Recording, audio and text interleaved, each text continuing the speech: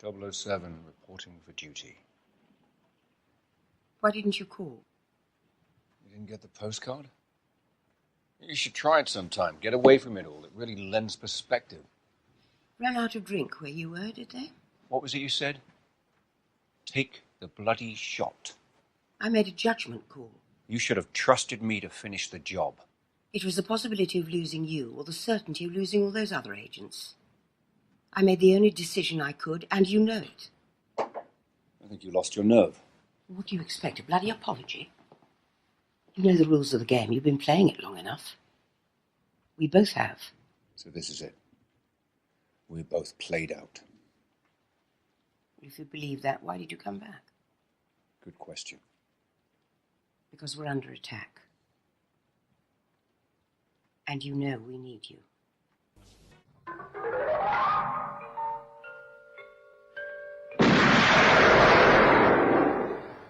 Do you expect me to talk?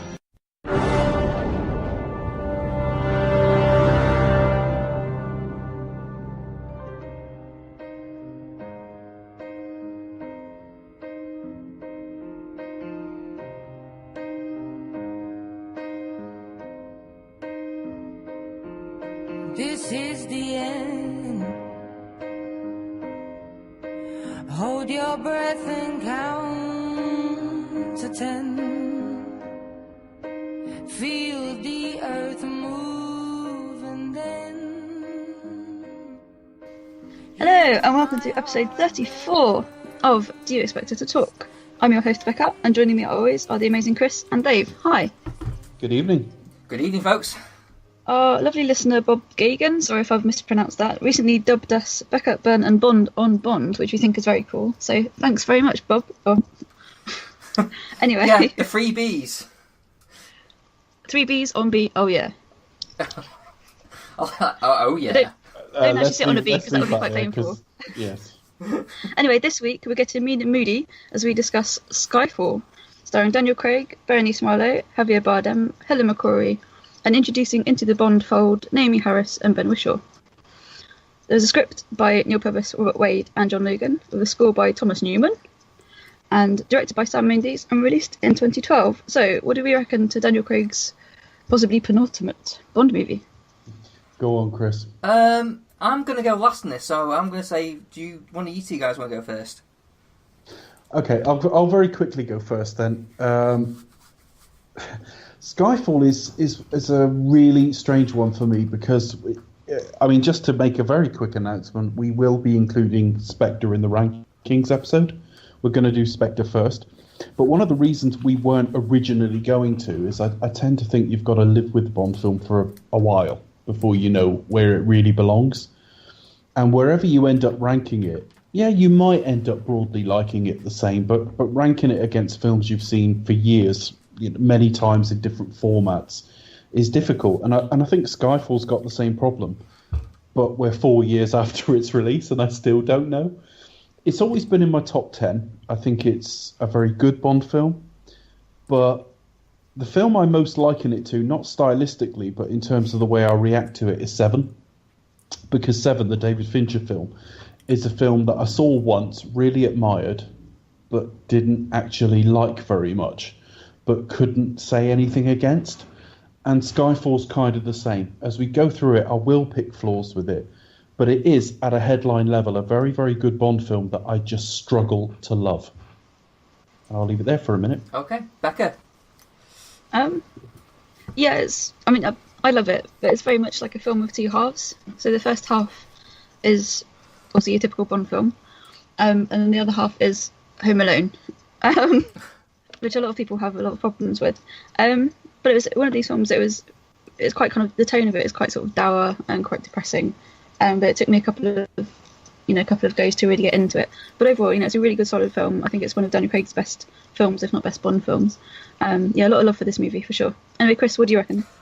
Okay. Well, oh dear, problematic. I feel I've kind of almost ranted about it enough, almost. So I'm kind of very conscientious about repeating myself, because I've already said tons about it on this show and other podcasts.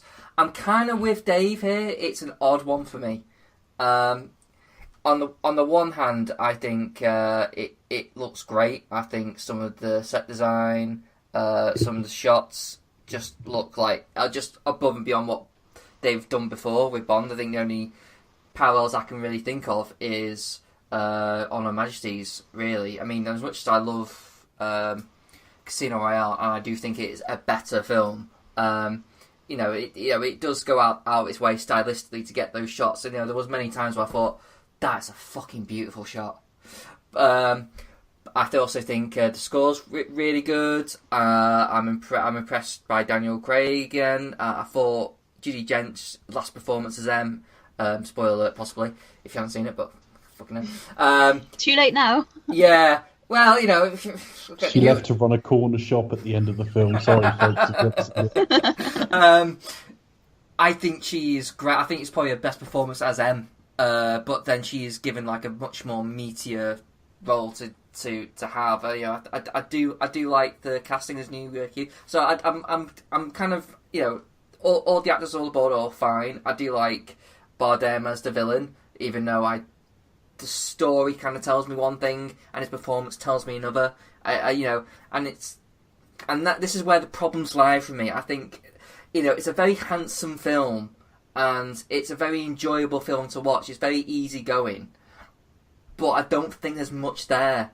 As much as I know it's been lauded as probably the best Bond film, I have to firmly disagree with that. I think it's probably one of the better looking Bond films. Oh, I definitely think as we go through it, I'll be arguing that it's all set up.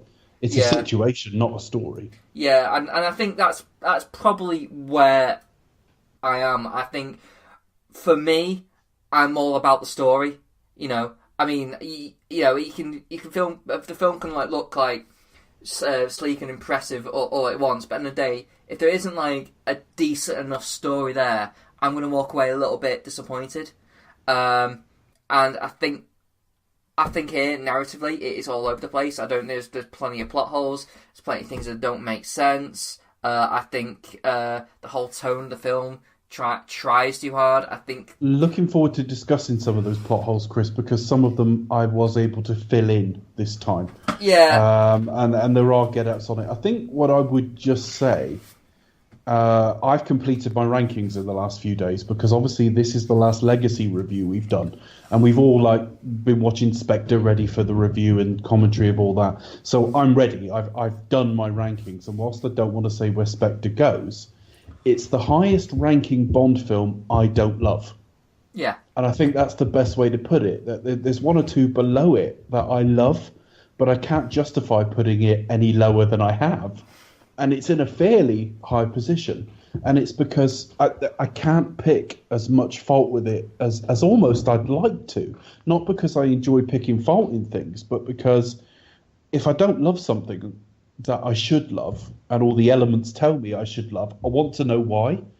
And there are so many films around it, and as we get into it, the pre-title, the title, and some of the early scenes after that tell me I'm going to be watching one of the great Bond films, and I don't think it quite gets there. No, I mean, I say I'm with you up to the point where it's not going to be in my top 10. It's in mine. I will give that away. The main reason for, I think this is probably my main issue is, and I think I've kind of already sort of said that it feels more like a tribute to Bond rather than a Bond film, and I think that still stands for me. It doesn't feel like a Bond film. It feels like it's a film that tells me it's a Bond film, but I'm guessing it doesn't have. I was trying to think about it before recording, and it just doesn't seem to have the same trope, shall we say, that sort of the warm comforts that we're used to getting. And I was wondering, well, is that my problem, or is it or has Mendes actually not fulfilled his thing? I think really we're gonna have to talk through it, because I think the problem is, I think at a top level, just talking about the Bond series as a whole and where we are with filmmaking at the moment, they're in a difficult position, because if they produce a Spectre, which is like a better version of Tomorrow Never Dies in some ways, in that it's kind of it is a little bit by numbers, but I prefer it to some of the other films that are like that. Everyone says, well, that's by trope, and that's old Bond, and all the rest of it. And when you produce a Skyfall, or something like that, or a Quantum of Solace that tries something a little different, everyone says, well, that doesn't feel like a Bond film. So they're kind of a bit damned if they do and damned if they don't. Occasionally in the series, you'll produce a Casino Royale, which is different, but it's so good you can't argue with it. I know, it's kind of like things that I walked out Casino Royale kind of thinking, it's not quite a Bond film, you know, but then it warmed for me over the years. This kind of hasn't. I mean, I like you, Dave, I think when you said it's all set up, that's kind of what it was. I walked out and I watched like a very entertaining film that I was never bored by, but by the end of it, it was like it set up Bond. I was like, I was all excited, like I want to see the next one because I'm not I don't think my inner Bond fan was satisfied with what I've actually watched. I want to see what happens next now. I do wonder though, what would have happened if Dalton had done a couple more, and one of those had been. Sorry, I just jizzed when you said Dalton did a couple more. I was like, oh, I'm sorry.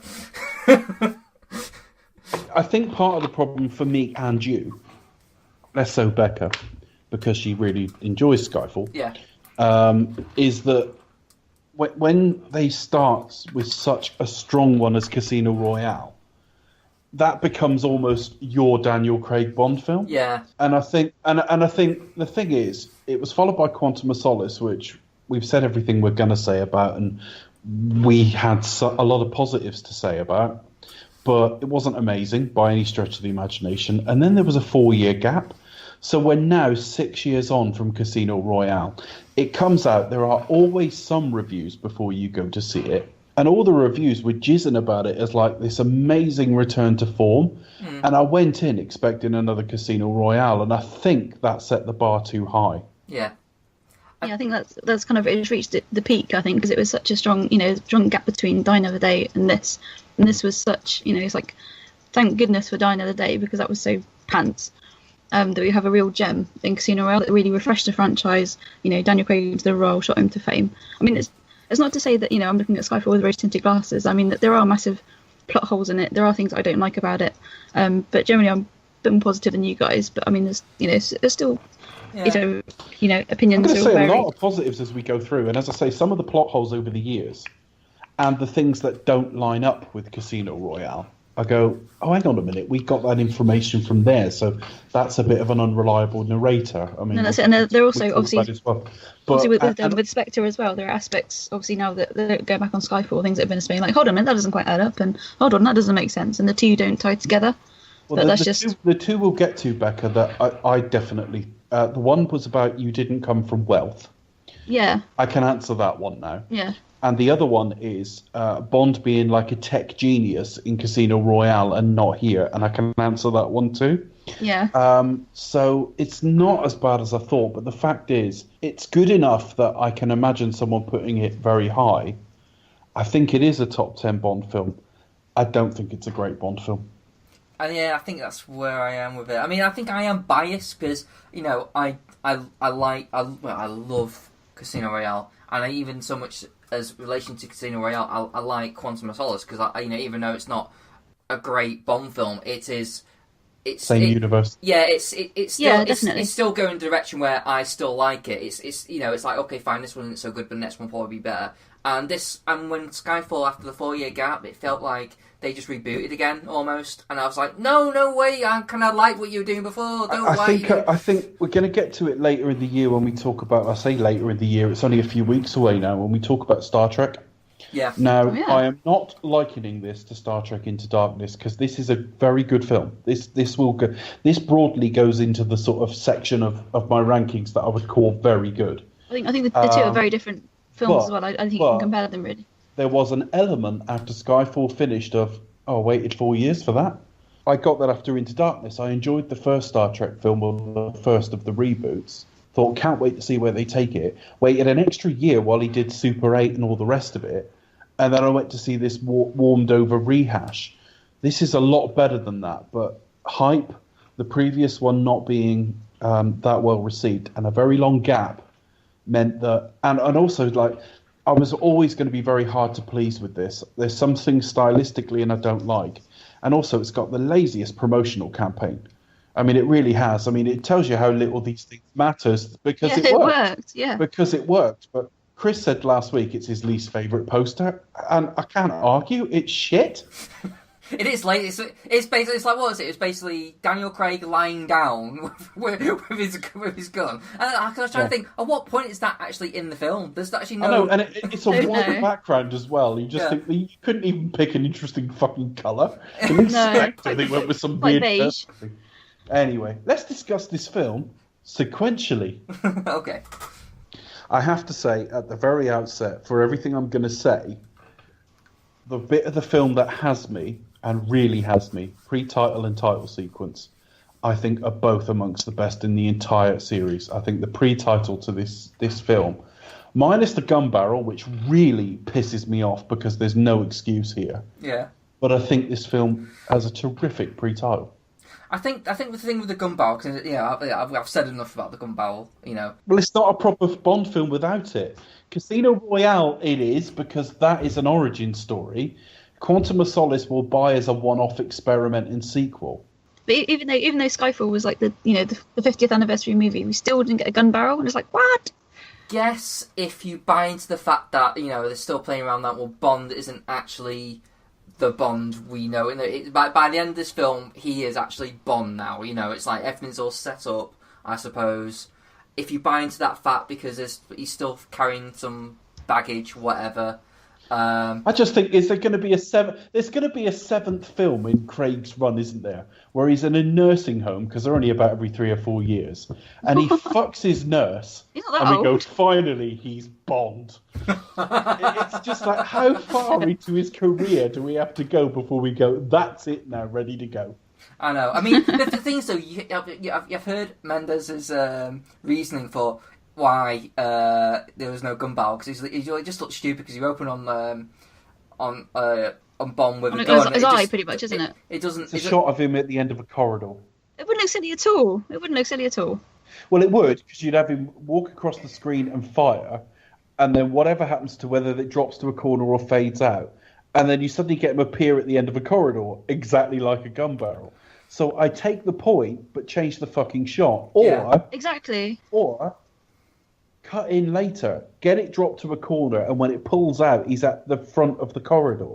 Yeah, and it opens on ready his to face. go in that room with his gun ready. Or I tell you what to do. You kind of like you do the gun barrel, everything goes dark, and you leave that. Just And then like, have that you shot. leave like kind of like a few seconds of like, what the fuck's going on? And then because it starts with a dun, it's proper like a jumping type. Yeah, the sting. Yeah. Yes. So that would probably work better, if they just did that, because like the way They've just overthought it. Yeah. The Bond films have had all sorts of different ways of coming out of that gun barrel, and frankly, everything works. I've never seen them come out of a gun barrel and go, that's shit. Like or hate the particular gun barrel in question, it all works. It's no different than coming out of a studio logo. And to be honest, as a Bond fan, even if it did open up and it looked a bit shit, I'd still want the gun barrel, because it's just I want the gun barrel at the front. That's just I what do want. too, and those listening who maybe aren't as big Bond fans may not get that. I cannot liken it to anything else. I mean, It's very unique within cinema, isn't it? I mean, I think you like don't- seeing the Marvel logo at the part of the Marvel Studios films and stuff like that. But even that's not like it. I like to see the Paramount logo at the start of a Star Trek film. I guess it would look odd if you did an Indiana Jones film without the Paramount Hill. Yeah. But there isn't anything like the gun barrel. The film is slightly incomplete without it.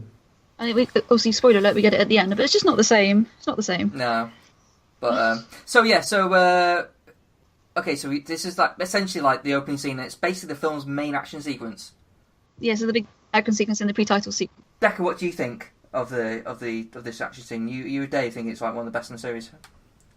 I think it's pretty cool, but I don't like Emma's micromanaging. She really annoys me.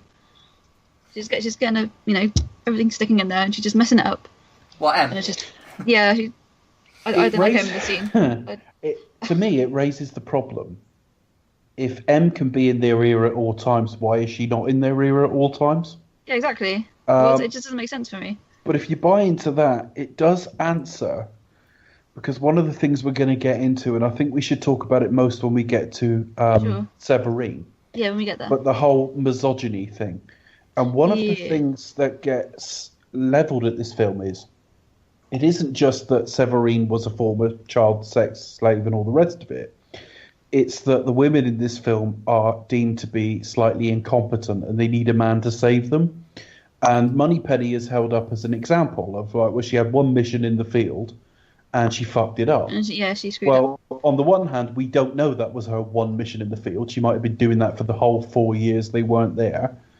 But second, She's been having a bad day. but not only that, the mission is going wrong. The mission is going wrong, and you've got someone hundreds, if not thousands of miles away in an earpiece having to make a call when they can't see what's going on. So you've got M saying, take the bloody shot, when Moneypenny is saying this is not an appropriate angle to take a shot from. So if she fucks it up, she has warned M she's fucked it up. M has no choice but to make that call, and hence it's not Moneypenny's fault that she's fucked it up. So I don't buy that she's just incompetent. It is purely No, of course not, no. She drives during the chase extremely well. She handles the gun well. She stays in contact with M well. She hits a target. I know she hits Bond, but from a distance, she hits two fighting guys. Yeah, she gets a shot. So no, I don't buy that argument at all. Yeah. No, I'm not saying that she was incompetent at all. I kind of think it's M's failure to kind of do it. Yeah, you can't see what's going on. She's in your ear, but she can't see what's going on. She's relying on the judgment of other people, and it's just very poor micromanaging skills here, I believe. I think it's like you can clearly see from that point of view of the shot that it's an impossible shot to get. It's even like the best shot in the world. I mean, that May finally got two guys fighting on a moving train at the time where she's got a limited amount of time before she can even take the shot. So it's a miracle she shot anybody at all. She's got the time to take the shot, plus the travel of the bullet, plus human reflexes of the two fighting. Yeah, very tight judgment call. It's really difficult. Oh yeah, the chase sequence I thought was really impressed with it. I hold it up to like the beginning of Quantum. I think is really strong. I like the score to this bit as well. Very sort of African influences in the score. Yeah, because it's not African influence, sorry, Asian influences. I was going to say, hold on a minute. Well, it's set in Turkey, so you kind of got the confluence of the two. Yes, that's what I meant. Yeah. That's what I meant. Not African. I think it's very good. Again, it's like what I said. It's very handsome. It's very enjoyable. But I did realise by watching this, this isn't like, and maybe I'm comparing it to like The Greatness, but I kind of missed like there's a certain punch to what we had in that chase scene in Casino Royale, and I was like, that's kind of missing here. And I feel like also in the fight scenes, Craig isn't as so much like as battered as he was, and I kind of miss that now. I don't like the choreography of the fight scenes in this film. We'll get to it when we get to him fighting Patrice. I'm quite happy to drop Casino Royale out of contention when it comes to pre-title, because that was a unique Bond film. He wasn't even a 00 at that point. We've got a cold open, we've got black and white. It's completely different. You need to be comparing this to Tomorrow Never Dies, GoldenEye, The Spy Who Loved Me, For Your Eyes Only, etc. And I think up against all of those, I think it stands up very, very well indeed. And I was really comparing it to like just as an action scene in itself to the chase scene that was in Casino Royale. Between the in the Madagascar with more on that kind of level where it's just like really kind of like brutal and punchy, and it's just like it doesn't quite hit me there. It's it's okay. It's fine. There's nothing wrong with it. I just don't think it's great. But then again, this is Sam Mendes, who isn't an action director anyway. But so I do. Firstly, you've got Second Unit as well, but also, this is, I think Sam Mendes said, and I didn't do a time check on it, but I did listen to his commentary, and two things about the commentary. First off, he's a very diligent director in that everything is thought through. Everything. Like it or hate it, there is a rationale. But the other thing is, he said it's 11 minutes. Well, that's got to be one of the longer ones. You've got The World Is Not Enough at about 14 and a half, so it's a long pre-title sequence, and it is constantly in motion. when you think of The World Is Not Enough, as much action as there is in it, you've got a scene in a banker's office, which is a bit talky. You've got a scene in M's office, which is a bit talky. This keeps going the whole time. Very impressed by it, Becca. No, I do love it. I think it's one of the best ones. But I think it is. I think it's like probably the second or third longest. I think. Something I think in it's that region, yeah. Yeah, something about that somewhere. But yeah, I quite rate the action scenes for Quantum of Solace, for example, just the way that it keeps going. This is of the same kind of quality.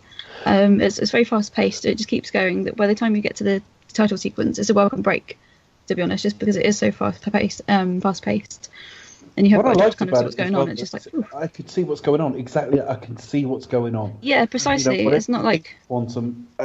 He uses proper establishing shots. The geometry of where everyone is relative to each other works.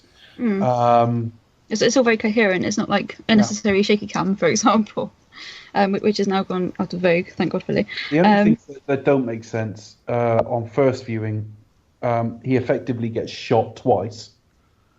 Because he gets fragment of bullet for Patrice, and then he's shot effectively through the shame shoulder by Eve. That's not obvious. Shame shoulder.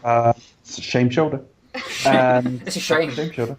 And what was the other thing? The other thing is, and the point was made, the digger rips the back of the train off, and not only does the train keep going, but none of the passengers look that bothered. They all survive miraculously. Well, the fact they survive's neither here nor there, because it's right at the back, so I think, well, fair enough. But it's like, at what point would the driver not feel that, or them think, like... What's going on to my train? What the hell? You know? It's in constant motion. It's very well designed. There's a random chain on the top of the random chain on top of the train. It's like shots. It's like, where did that fucking chain come from? How did that get here? I also like, and it's a really nice effect, actually, because you cut back to M continually in her office with Tanner coming out and just saying to anyone, get us CCTV, get us satellite, get us anything, because they're losing their feed, which is handy, because obviously if she was able to talk to Bond would be talking to her mid-fight and saying, hang on. Do this, do that. But there's two things I like about it. Firstly, it's a sign of how far green screen has come. That looks like a location M is on, doesn't it? Definitely. She looks like she's in a real office somewhere on the Thames. There are some aspects of it that are just a little bit perhaps blurry around the edges, maybe during the fight scenes, during some of the action sequences. But generally, on the whole, the CGI what is. I'm talking about, M's office. Oh, the office scene. Looking Oh, out the window. Yeah, that looks accurate. Yeah. Are you convinced that's on a location somewhere? I'm convinced, yes. Right, it's not. It's a set, and that is green screen, and they've superimposed the windows on afterwards. I had you would no never idea. know. Never know. Right at the end, where she's looking through the window, you see her side on with rain hitting the window. That's not real. No, you'd never know that. No, I had no That is idea. a phenomenal effect. And the other thing is, I've often praised points in this series, and I'll praise Daniel Craig through the film as well, where there's a lack of vanity. And there's a lack of vanity in Judi Dench's performance here. They are showing up every one of her lines in her years. She is meant to look, frankly, a bit exhausted as she looks out of the window here. Yeah, she does. Her She doesn't time look... is passing. And that's one thing I think that this film does well, because there's lots of references to Bond himself like being old, or the 00 program being kind of not needed anymore. I mean, old dog, new tricks. There's lots of references to like retirement. And just James Bond being old and tired, and indeed, that's a metaphor for the franchise at large. But this, it carries that on its shoulders really well, and it's making a case for Bond still being relevant, in today's cinematic universe. So, yeah, I mean, I will argue as we go along, it's actually nothing to do with Bond's age. But, not the age, but the franchise in general. Certainly about its relevance. Yeah, definitely. Yeah. And then we cut into Bond drops, presumably, we think, well, we don't think to his death, it's the start of the film, but it is a sort of fall you could certainly die from. MI6 believe him to be dead, and suddenly a hand reaches up to grab his, and we're into the title sequence, which I'm going to say now is, I think it just tops Casino Royale. This is my favourite title sequence in the series. Casino is still probably my favourite. Of Daniel Craig's ones, but this is probably number 2. What do you guys reckon to Adele's theme? Do you love it, or do you hate it, or are you a bit like meh? I'm okay with Adele's theme. I mean, at first I was a little bit, it's okay. It's a bit traditional, but okay. I've kind of warmed to it, but it just sounds a little bit kind of weird when it gets to the chorus. You know, Skyfall. Yeah, it just sounds like I don't know, Voice of an Angel. Have to do it, but it just doesn't count. It just sounds just a tiny little bit off. Like, and they couldn't find anything better. You know, I mean, I think the start of it sounds okay. You know, but I think it kind of goes a little bit. You know, I always kind of like have to sing Apple Crumble in the chorus because it just sounds. It's like... the only Bond you've done in the sub style.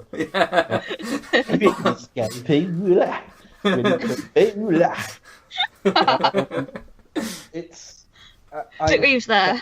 I heard it. I heard they released about 30 seconds of it at midnight about a month before the film came out.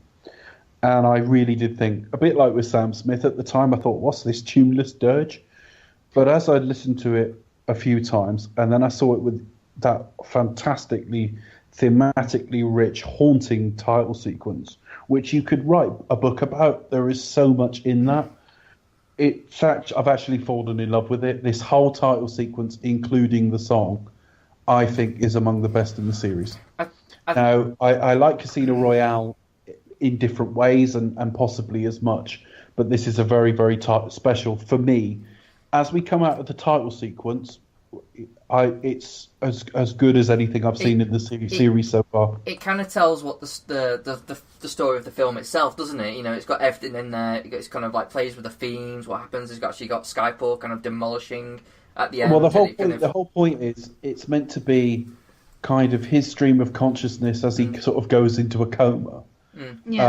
Which is not canon, because those of you will know that those gamers out there will know that actually, after he fell off the bridge, he dreamt 5 previous missions were played in some like piss poor versions of Bond films. 007 Legends is a terrible game, by the way. And also, they pick a film per Bond, and like they pick like Moonraker and Die. Daniel Craig does Moonraker. What? Yeah, it's crap. They're really odd choices for that's just don't play that game, people. It's very strange. Not very good. But the point is, it's all about what haunts Bond, and we go through the wound as well. We go through the wound, and there's a little cheat because everything's meant to be from Bond's perspective, and Mendes wanted Bond in the sequence, so that's why there's mirrors in it, so he can see himself. And I just think it's thematically rich. I think the song is perfect. It's got more moving to me over the years. It's followed a great pre-title. And as I say, stop this film after 13, 14 minutes, and it would be the best in the series.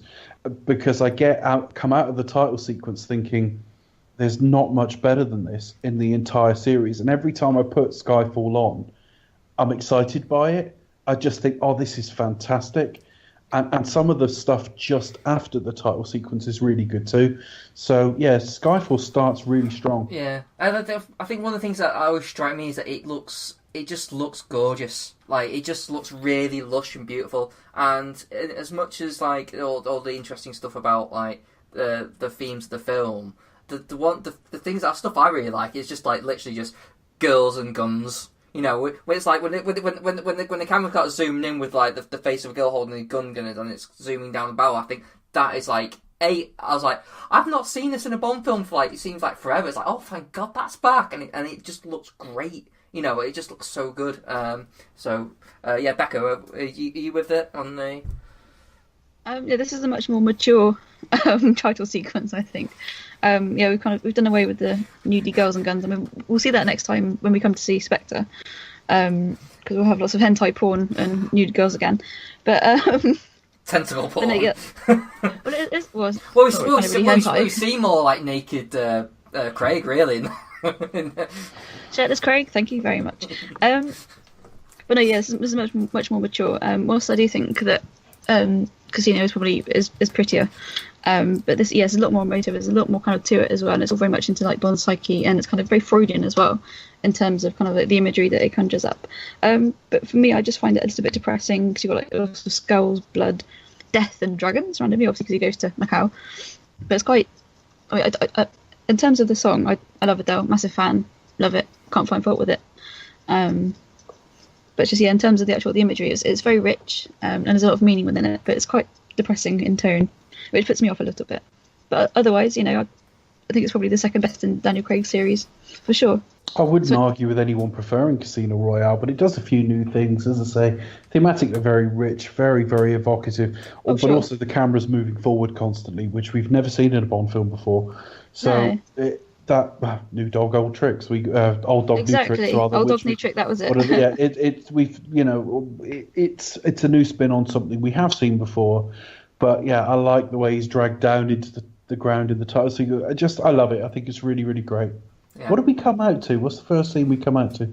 M writing Bond's victory. Turning up. Ah, yeah. Rain again. It's rained in every Bond film he's been. London always looks miserable and rainy. So it closed on rain, didn't it, with M, and then it's open again with M on rain. How long? Do you know how long this is meant to be though? Like, is this literally just like how long has passed? Yeah. When she goes to see Mallory, he makes reference to.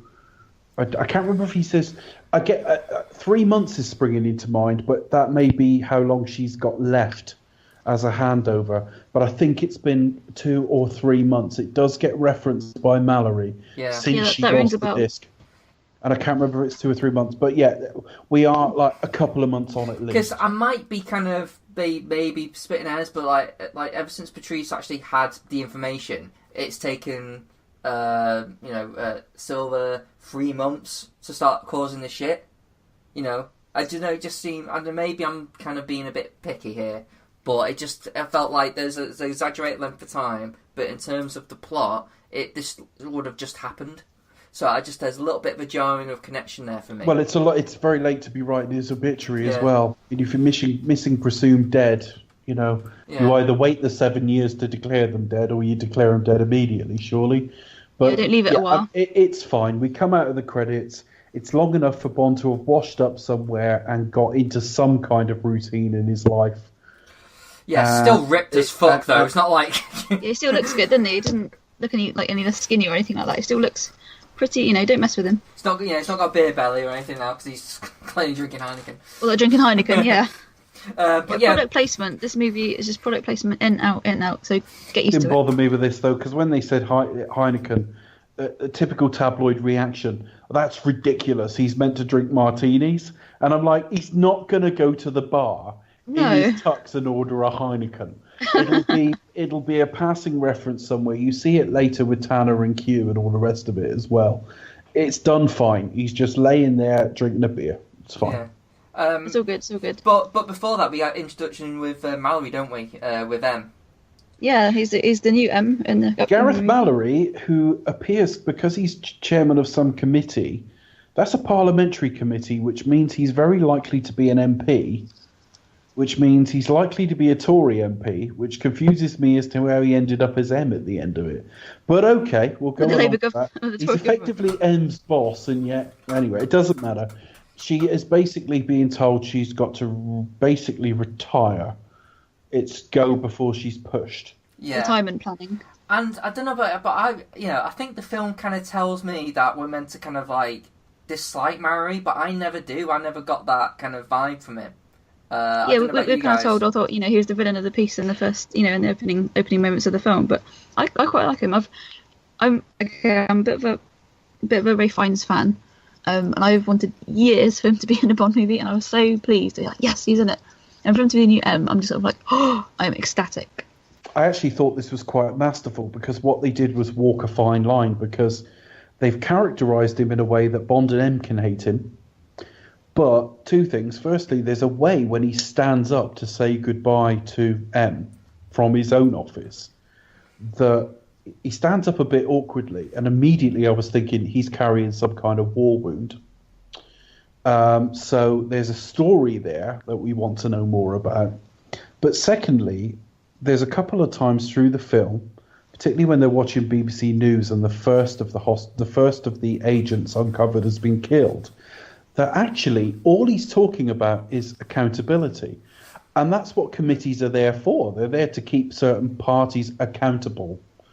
We've had Philip Green of BHS in front of a parliamentary committee the week we recorded this. Oh, God. And the whole point is to keep accountable to the voter. So I didn't dislike him at all. He was a pain in the ass, in that he is an impediment to the way the M's of this world and the Bonds of this world are used to doing things. But he's only doing it because he's there to serve his voters, or at least his government, or whoever he's accountable to. Yeah.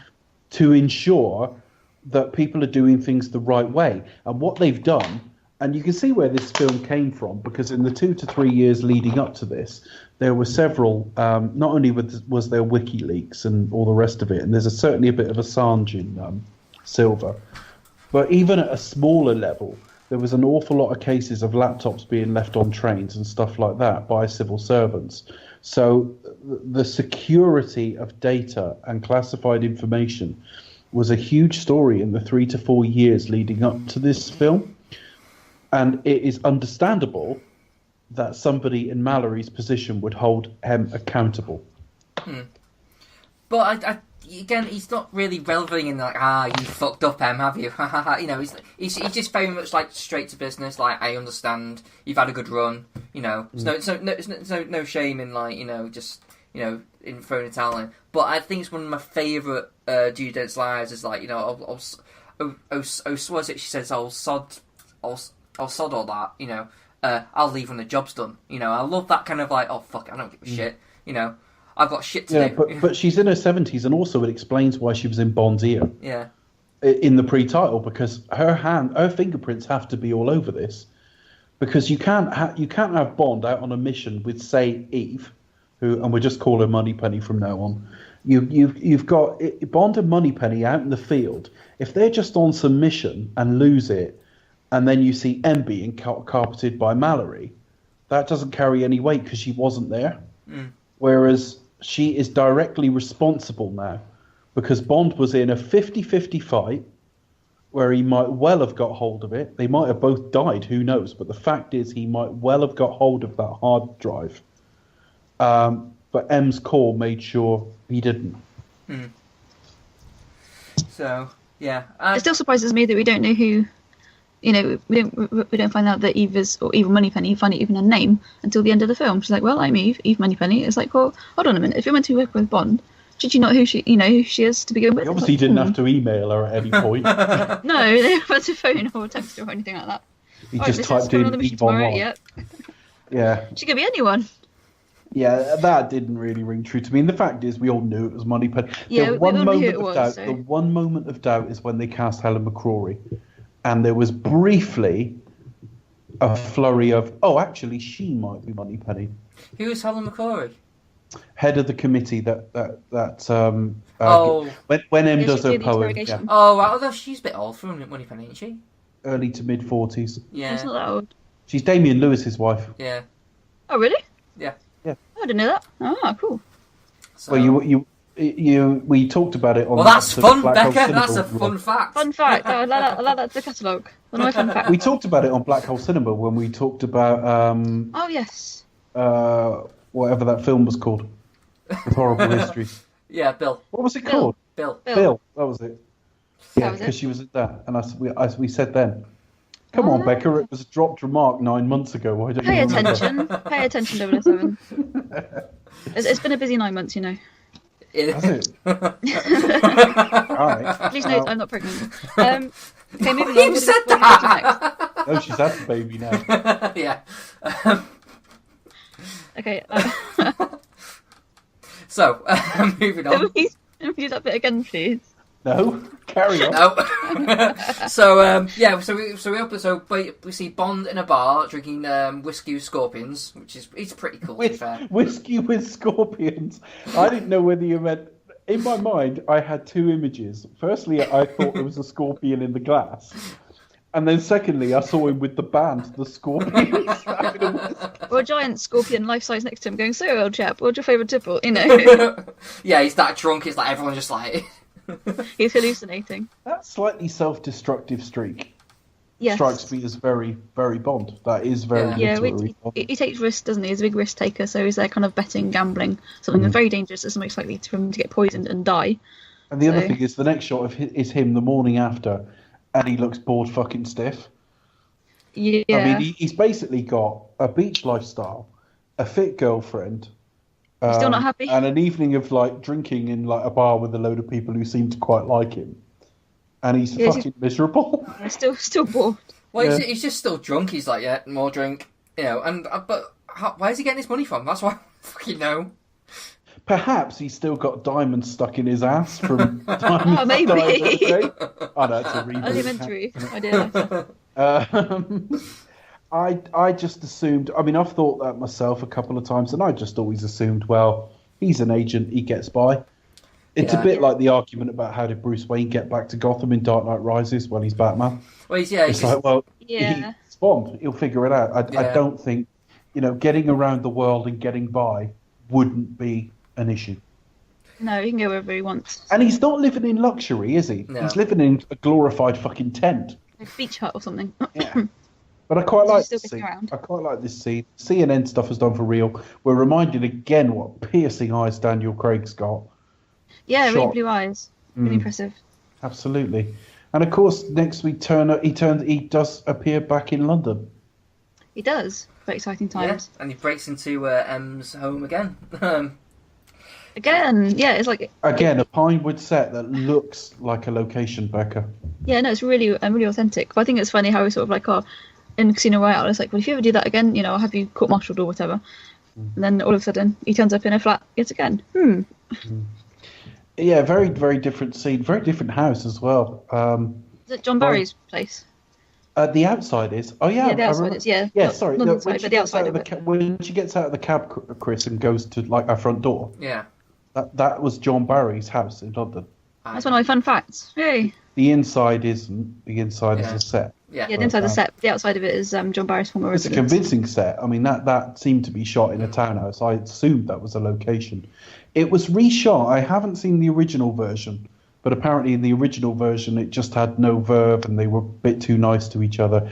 And actually, Sam Mendes went to the producers and said, "It's not their fault. It's mine. Please, can I do that again?" I really like this scene. As much the problems I have with Skyfall, this isn't why I generally love this. I love the dialogue between the two. I like I like Judi Dench. How they basically kind of like just he's got a chip on his shoulder, but you tell there's a general closeness to him. And also I just love that kind of old like we're both played out. We're too long too. She's like, speak for yourself. I love that kind of arrogance. And what tells me that there's a camaraderie there? Yeah. It's not so much anything they say to each other. It's the fact that he turns up there. He could have turned up at Tanner's house. He could have gone anywhere. He could have just turned up on MI6, couldn't he? Just but he felt comfortable enough to turn up in her house. He knew that whatever tongue lashing he'd get, she'd be pleased to see him because they're under attack. The bit where they're under attack, we missed that. We missed talking about that bit, actually. They are on the way back from Mallory. Yeah.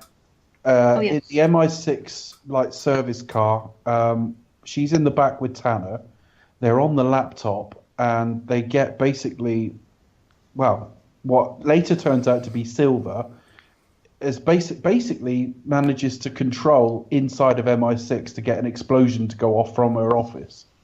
And just says to her, "Think on your sins." Lovely effect, and I never knew this. I thought it was just pure CG. When she gets out of the car and she's looking at the building and it blows up, that's a model superimposed.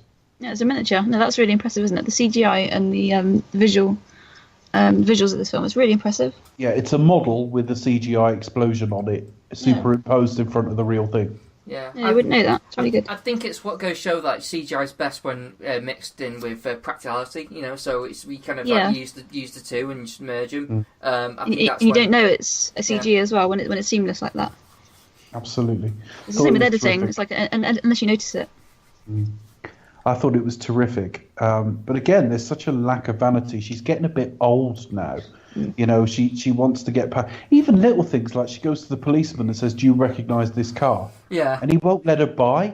And seemingly she's just a tired, old, helpless old woman at this point, briefly. And I don't mean to do her down, actually. She's still more than... If Judi Dench could still play M now without any problem at all, but the way she's characterised in this film, she's coming to the end of her time. Yeah. It's the same for her and Bond, I think. It's pretty much the same, old dog new tricks. It's all about kind of their kind of journey together. The difference with Bond, though, is Bond is. I've heard a lot of people say, "Well, that's ridiculous. He was a young agent in Casino Royale. Now he's old." It's got nothing to do with age. I don't think. I think the whole point of Bond in this film is that he's a peak agent. In the pre-title, he is a peak agent, but a mixture of a bad injury, and he's still got shrapnel in him at the point until he so basically picks it out himself. Yeah. And he's got 3 months of heavy drinking. And it also reminds me of, this is going to be a silly comparison, but it reminds me of Spider-Man 2. What, where he just loses his powers? Well, yeah, because he basically loses his powers, and it's a whole sort of motivation and confidence thing. Yeah. And there's a little bit of that. There's a little bit of his heart gone out of it temporarily. Yeah. As soon as he's heads back in the game, and he's fine. Yeah, but so what does that equate to, though? I mean, isn't really like there's the whole thing with his training out. Oh, he's not ready. And then once he's actually in the field, he's absolutely fine. The only reference to that is when we first meet Silver, and he tells him like, "Oh, we sent you out," and okay. His general fitness level has dropped because he's had 3 months of like drinking and smoking and God knows what else. His shooting skills are affected by the fact he's still got shrapnel in his shoulder. So when he picks out that bit of depleted uranium and gives it to Tanner and says, "Check this," you don't realise he's fine, and in fact, when he goes to shoot Severine and misses, you still think he's got a problem, but he hasn't. So he can still shoot fine, but his physical fitness isn't quite what it was. I just don't see, well, what was the point in it? If you're going to like have Bond unfit and unready, or have that be a thing that carries through the end of the film until the end, but it's not about his fitness, it's about his relevance and his readiness. Yeah, exactly. And it's the theme of the film. The film is all about whether that 00 section, that way of doing things, the old way of doing things, down to him using a cutthroat razor, but it's broadened out to MI6, the 00 section. Yeah, that's what I meant earlier. A man in the field, rather than a Q-type character, is he still relevant? Yeah. And to have that argument, you've got to at least present an argument he might not be. And a slightly injured, slightly out of shape Bond helps with that. And in fact, it leads directly to Patrice's death. Because Bond can't hold him because he's injured in that arm. It's not very well. Yeah, but I would argue that anyone wouldn't be able to hold him from the way he's old. You know, the film does not represent it very well. And this is kind of like one of my issues with it. Well, it does. It totally does, Chris, because he is shot in the right-hand side. He shoots with his right arm. You can tell he can't shoot properly. He's struggling to bear his weight in pull-ups. Then he jumps on the bottom of an elevator, and it's his right hand he can't keep hold of. And then when he fights Patrice and Patrice goes off, he's got him by his right hand. And his right arm, because of that shoulder, isn't strong enough. It's totally in the film. Okay. All right, I'll agree, because after what you said about Mendes, and obviously you've seen this before, but what I feel, and I do now agree with you, but I just think the film should do. The film shouldn't have to tell you this and just rely on you to rewatch it to put the pieces back together. Like it should kind of like have something in the story to make it relevant. I don't think the film does that. It does seem that a nice shave and him thinking Moneypenny might want to shag him fixes him completely. So yeah, I mean, as I say, I'm less keen on the film than Becca. I'm more keen on the film than you. Yeah. I do think it handles its themes pretty well, actually. I think it does present. It's not about age. It's nothing to do with Bond's age. You could have had a 28-year-old Bond and still done the same story. You really could. If Bond had been an agent of 00 for a while, which is probably unlikely by that age, it is purely about he's not in top condition, and is he needed anymore? And I think the point is that feeds into the whole Q thing. That when I said that, well, in Casino Royale he's hacking everything with no problem at all, and in this one he's a dinosaur. No, he's not. At no point in this film do we see Bond try to work some technology and not be able to. And in fact, the one time he's put in front of that encrypted thing, he's the one who says that's the subway. It's not about his skill set. It's not about whether he's technologically advanced or not. It's actually about rationale and the way he goes about his job. His job is a man out in the field. Q's job is sat behind a computer screen, and it is a debate between those two ideologies and the way to keep your country safe. Yeah. And I think the dialogue between those two, when we are kind of moving on to the Q, onto essentially the Q scene here, which I still kind of like. I do like this scene. I like the new Q. I like how it's completely different to Desmond Llewellyn. I think it's a welcome change up, and the dialogue about the whole, I can do more damage to you in the field in my pajamas, otherwise you still need me. Sometimes a certain trigger has to be pulled, and that whole, it's not pulled. And but it's layered too, because they're looking at a painting, yeah. and you don't have to know what that painting is, but if you do, it adds an extra layer, because that painting is the Fighting Temeraire, which is basically an old warship being taken into scrap. Mm. Which is totally in line with the themes of the film. It's a metaphor of the film. Yeah, exactly. So it's like I was saying, it's not really about his, how old Bond is. It's all about his relevance and if he's still able to do his job and things like that. And it's rather than fixing on how old he is. That was my argument earlier. Sorry. It's about it's about his relevance. So the relevance of his job, the relevance of his section, the relevance of Britain, in fact, and we'll get to that a bit later with Judi Dench. And it's his readiness, because he's sent out into the field before he's arguably ready. M isn't, they're not quite ready. There's several points in this film where people aren't ready for certain things, and we'll get to that. But it's terrific, and the casting of Q was quite interesting. Somebody asked me about, maybe 6 or 7 years ago. They said, if you were casting Q now, who would you pick? And I said, well, on the basis that Q would be a slightly comedic character. And they said yes. And I said, someone we know. And they said yes. And I said, David Mitchell. Okay. All right. And actually, as physically different as they are to each other, there's a slight similarity in the way they actually play the role. I said David Mitchell because you want a hint of uptightness, a lot younger, but can deliver some comedy, and also sell you that they are a bit of a boffin. Yeah, that'll work. Yeah. But I thought Ben Whishaw was perfect. Yeah, go for it. I think it's the contrast from Q from being someone older to actually someone being younger, and then just playing with that now. So I think it works fine. It's a welcome change. I like the gag of sort of gun on the radio, not exactly rocket science. Sorry, not like Christmas, is it? Yeah. That's a brilliant. I do have problems with some of the humour in this.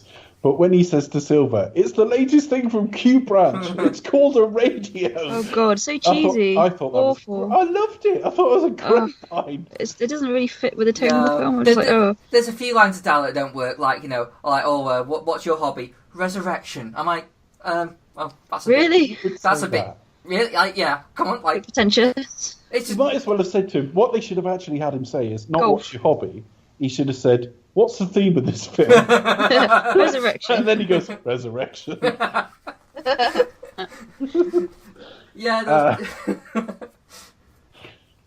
Oh dear. Yeah. Ben Whishaw, definitely. I'm with you, Chris. Definitely. I think obviously before you had Desmond Llewellyn, who was kind of the old crusty kind of guy, to Sean Connery's then kind of young Bond, and now the dynamic is completely flipped on its head, and it works really, really well. I mean, there's probably not, 10 years or so between it. Ben Whishaw is 35, 36 or something, so there's probably even 5 years or something between them. I think at this point there's probably about 12 years between them. Yeah, a bit of a gap. Without looking, I think Ben Whishaw, when he was playing this, was 31, 32. We know Daniel Craig was 44.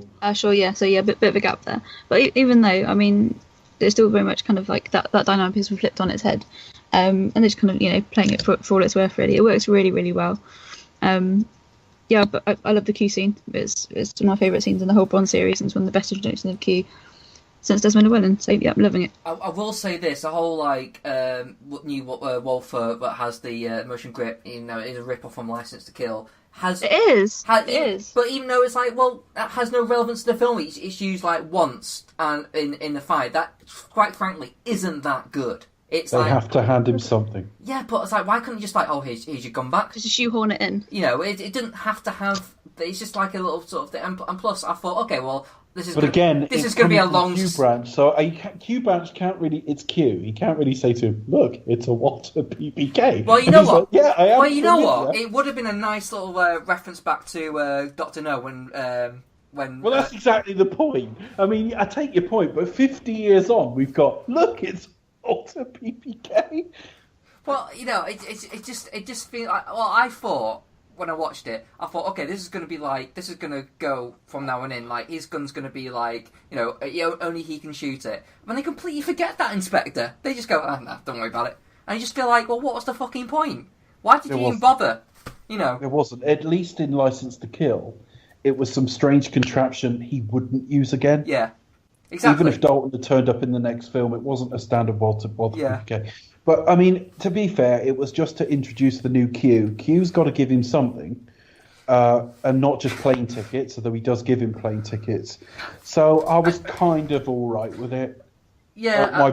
My biggest worry going forward, and we'll talk about it with Spectre, I think more, is that once you start casting good actors in these roles, the days are long gone where you could have a 2-minute scene and that'll do. So when you cast Ray Fiennes, you've got to use him. So he's got to have his own little subplot. And then you've got to have this whole bit with Q and they meet in restaurants and all the rest of it. And that could be a problem going forward. It's going to start making these films a little bit overstuffed. You've got to have actors that can almost put their ego aside and say, yeah, I'll happily turn up and do one scene that's 2 minutes. It's, I mean, I don't see the problem in just doing like 2 scenes. I mean, if I was like a jobbing actor, I'd be like, at least it's consistent work. It's like, yeah, okay, but it could start making it look like Spooks. It's like Bond and Friends. Exactly. It is. It's not an MI6 film. It's a James Bond film. Yeah. And that's my only concern. And the funny thing is, back in the Brosnan era and the early Craig era, where Judi Dench started being given more to do, and people complained, well, we just want him to go pick up his mission. I didn't really have a problem because I thought they used her fairly well. It wasn't every film, and I was okay with it. But during Spectre, where he's given his own bit with C, and they're meeting in a restaurant, and Moneypenny's got stuff to do, and I'm just like, I don't like this. It's a little bit too contrived. Yeah. And it's my worry going forward. Q will not be used the way Q was used before, where he turns up, gets handed 3 interesting things and disappears. But at this point, the one little scene and the way they used him later, I liked. Yeah, I think it might be part and parcel to how the last 2 films have gone in terms of how I feel that it starts to kind of be a bit more pandering to the fan base a little bit more. That you want to like get the most out of every single aspect and play with like ideas and be kind of like look at that. I don't think it's pandering to the fan base. I think it is purely the realities of modern filmmaking, where you get actors. I mean, we don't have a studio system anymore. You haven't got contract players who are like, well, this is your 2 minutes. You sign these people on and their agents are going to be saying, well, all right, what money do we get and what screen time do we get? And if you're Ray Fiennes' agent, well, we just want him to give the mission. It's a 2-minute scene, really. We're going to have a scene with him at the end where he just says, well done, James, or James Shannon or whatever. 007! What are you doing? And they would be, well, like, where's his plot? Where's his role? He's the head of MI6. Yeah. I never found it as jarring with Judi Dench as I now do. I think it's. I mean, to be fair, we had 2 films, and it depends how it's used going forward. I think it's all down to the right. I think it can be solved with better writing. I mean, we can still cut. Bond can go away and do his mission and cause havoc, and we still have like something that for M to kind of like do, like sort of behind the scenes, have a few scenes here and there, and of course, throwing Moneypenny in the same scene. It's fine. I'm not. I guess it's not the fact that they want to use them more. It's the fact that it felt a bit obligatory. Yeah, it doesn't. Don't do it every film for a start. So I mean, if Craig was at the start of his run now, and it was Ralph Fiennes and this team, and they did 4, well, let's not have his own subplot in every one of the 4. It doesn't help the fact that Skyfall and Spectre kind of have similar things, like Bond's gone rogue and this kind of thing, and it just feels a bit like samey a little bit. So I don't know. Yeah, it's okay, but I guess we'll have to wait and see what if Craig does do a new one. I mean, that could change things completely if he doesn't. So time will tell. So where are we now? So like, as Bond is now sent on his mission, has he? We get established. Bond meets Mallory for the first time in M's office. He established that Patrice. Again, that was very fortunate. He was shot with a very specific bullet that only 3 people in the world use. But that's okay. That's all right. It worked in Golden Gun. At least I can go to somewhere like erotic play dance to find a bullet. But at least he didn't sort of choke on some like readers' wives.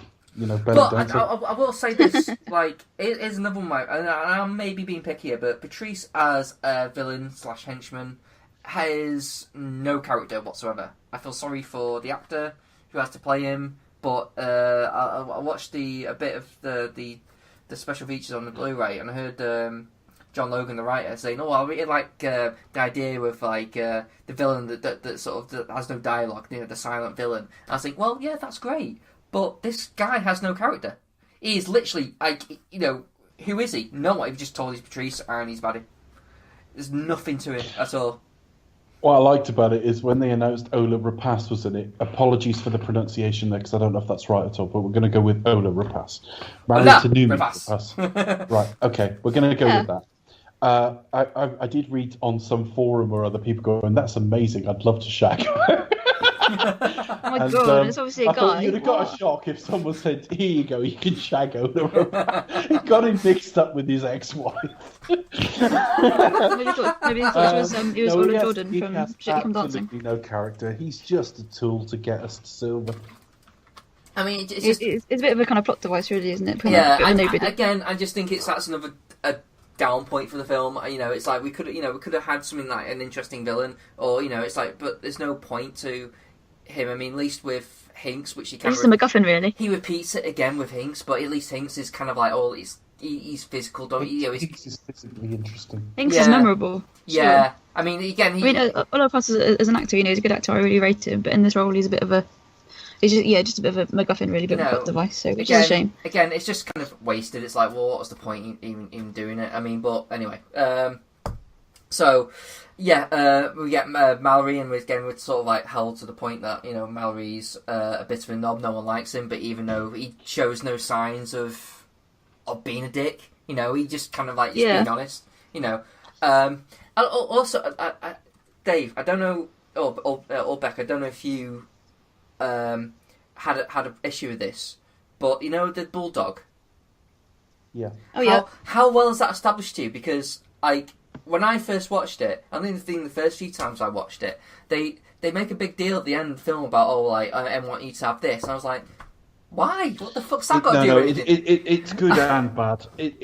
Bad because I've said once or twice in the past that it's got almost another reboot feel to it, because you've got Daniel Craig saying there, all the years, and that thing survives. And I'm thinking, what, all the years? We've never seen that in any other film. So it is new to this film, but it is set up before the end of the film. Yeah. And again, it's all part of the theme of the film, but it's old, it's ugly, it's part of the old world, but it's, and it's a message to Bond that, keep going the way you're going. Yeah, I think I think when it comes to the end, it's like a big point. Hang on, that was like a fleeting mention in one scene. And it's just like, it's not worthy of that kind of like, oh, she wanted you to have this and this kind of thing. I thought, well, that's not well established at all. So yeah, that's another one of my criticisms there. I've got Rosa Klebb's knickers. Is that the best you can? Nice. So yeah, but again, I like where he finds and he says like when he just says don't cock it up. I was like, that's a nice little. I mean, over the years, I kind of got excited for his kind of because I like that kind of attitude, like good luck 007, don't balls this one up, or this, like kind of like this kind of like no nonsense kind of different approach to him, which I like. So yeah, we go to what is it? Tokyo, Shanghai. Shanghai. Sorry. Shanghai. They only shot the establishing shots there. They didn't shoot anything in Shanghai, apart from establishing shots and so on. Everything Daniel Craig, he never went there. No, that scene where Bond traces Patrice like outside that angular-shaped building. That's actually, I think, in the financial district somewhere in London, I believe. Yes, shot in Canary Wharf somewhere. Yeah, Canary Wharf. Yeah, I was like, I recognise that. When I was there last, I walked past it. I was like, oh, hold on a minute, I recognise that. Meant to be Shanghai, but it's very convincing, isn't it? It is, and you get an establishing shot where you see that the Chinese taxi roof, where you see the rooftop swimming pool, and it cuts to him. Well, he was never in that pool. He didn't spend enough time in that pool, if you ask me. Yeah. He spent more time in it. Yeah. Still rocking his beard, though, as well. Still looking shit. I mean, they're just laying this on a bit thick. I really just think, I know that they want this big thing where he's shaved by Moneypenny later. But, he's back to work now. Have a fucking shave. But he's that beard Bond. Yeah, he's rocking the rough and rugged look, and maybe it's part of the disguise. He's got a tail, Patrice, so maybe it's just in case it might add a little bit more disguise. So that reminds me of the first. That reminds me of the first series of Blackadder, where he can't tell who the guy is till he rips off some extra bushy eyebrows, and it's suddenly the Hawk. Yeah, I take your point, and it's fine. I do remember when they did the press conference for Skyfall. They were all interviewed, and it was a bit more traditional than Spectre in that they were all sat behind a table with microphones. And Daniel Craig was unshaven then, and he said, "We're shooting today, aren't we?" And Sam Mendes said to him, "Yep," and he said, "Yep, that's right." And I'm thinking, really? And now we know why. Oh, that's why, yeah. Yeah, they were shooting all the sort of rough and ready stuff for earlier in the film. Yeah. I think they probably started off with the M's Office stuff, actually. Probably. But, yeah, I think the Shanghai stuff is okay. It's certainly very pretty in a film that I don't think is as pretty as people make out. But when they fight in silhouette against that backdrop of lights, which is all superimposed on afterwards, as I say, that was studio shot, they are pulling their punches. And I can't help but think back to Casino Royale and the pre-title and the bathroom scene, and also the stairwell, where for all the world it looked like they were trying to kill each other. And this looks choreographed. This looks like, well, I'll kick you there, but I'm not really kicking you. I'm stopping a little bit shy. It looks pretty, but then it's over too quick. The action scenes are poor. It's it's over too quick. It's like I don't know. I want a bit more. I mean, I like it as kind of starting off, but it's like we've had this big action scene with Bond facing off this guy. Now he's finally confronting him again. And it's over. It's he's fallen off the end of the building. It looks great, but I just think more could have been done. I just didn't think the action was that good, but it was clearly just trying to get us through the plot. And I don't have a problem with it, because at this point it was the longest Bond film. I think it was 2 hours 23 or something like that. Okay. I just think the actual fighting's not that good. Yeah. But we get to the point of the scene fairly well, and at this point, yeah, it's all right. And also, can I ask, what is the point? What is Patrice doing? Because they're meant to assassinate the guy who's looking at the painting. Yeah, that is a very famous stolen painting, apparently. Right. Okay. A bit like in Doctor No. And what? Yeah, and the segue to a previous Bond film. Silver is basically selling it time and time again to upmarket dealers or whoever. And picking them off, so he takes the money, keeps the money, and doesn't have to sell it. Okay. Patrice is being paid for that and the hard drive, and basically the chip is turn up to pick your money up. Okay, but I just thought because you got but basically in the room you got like Silver's men, so why don't one of them just pull out a gun and shoot him? I just don't understand why they had to get Patrice to come up with a sniper rifle from another build. You know, shouldn't it be a lot simpler just to go like get him in the room, pull a gun and shoot him? I just. Yes, it would. No. Very briefly, yes. yeah, just a thought, you know. When I sat there and watched it on screen, I thought, what's the point? That it seems a little bit just extra effort for what it's worth. Long way to send Severine, isn't it, as well? Yeah. She's back in the car with the shot. Yeah. But, Severine is stunning, by the way. I think Severine is really, really attractive, and she is not in the film a lot. We need to talk about the portrayal of her in a minute. Okay. But we move on to Macau for the casino/bar scene, and Bond turns up to cash in this chip to basically find out what on earth he's there for, and basically get closer to the employer of Patrice. Very like something like For Your Eyes Only, just follow the trail and see where it takes you. They don't know it's Silver at this point, but the entrance to Macau is lovely, where he goes in standing on that boat. You've got the music, which plays on the Skyfall theme, but you can tell how they're reusing stuff through this series, because I can hear You Know My Name in that. And they go into this sequence, and I have to say, Bérénice Marlohe is fantastic in this scene.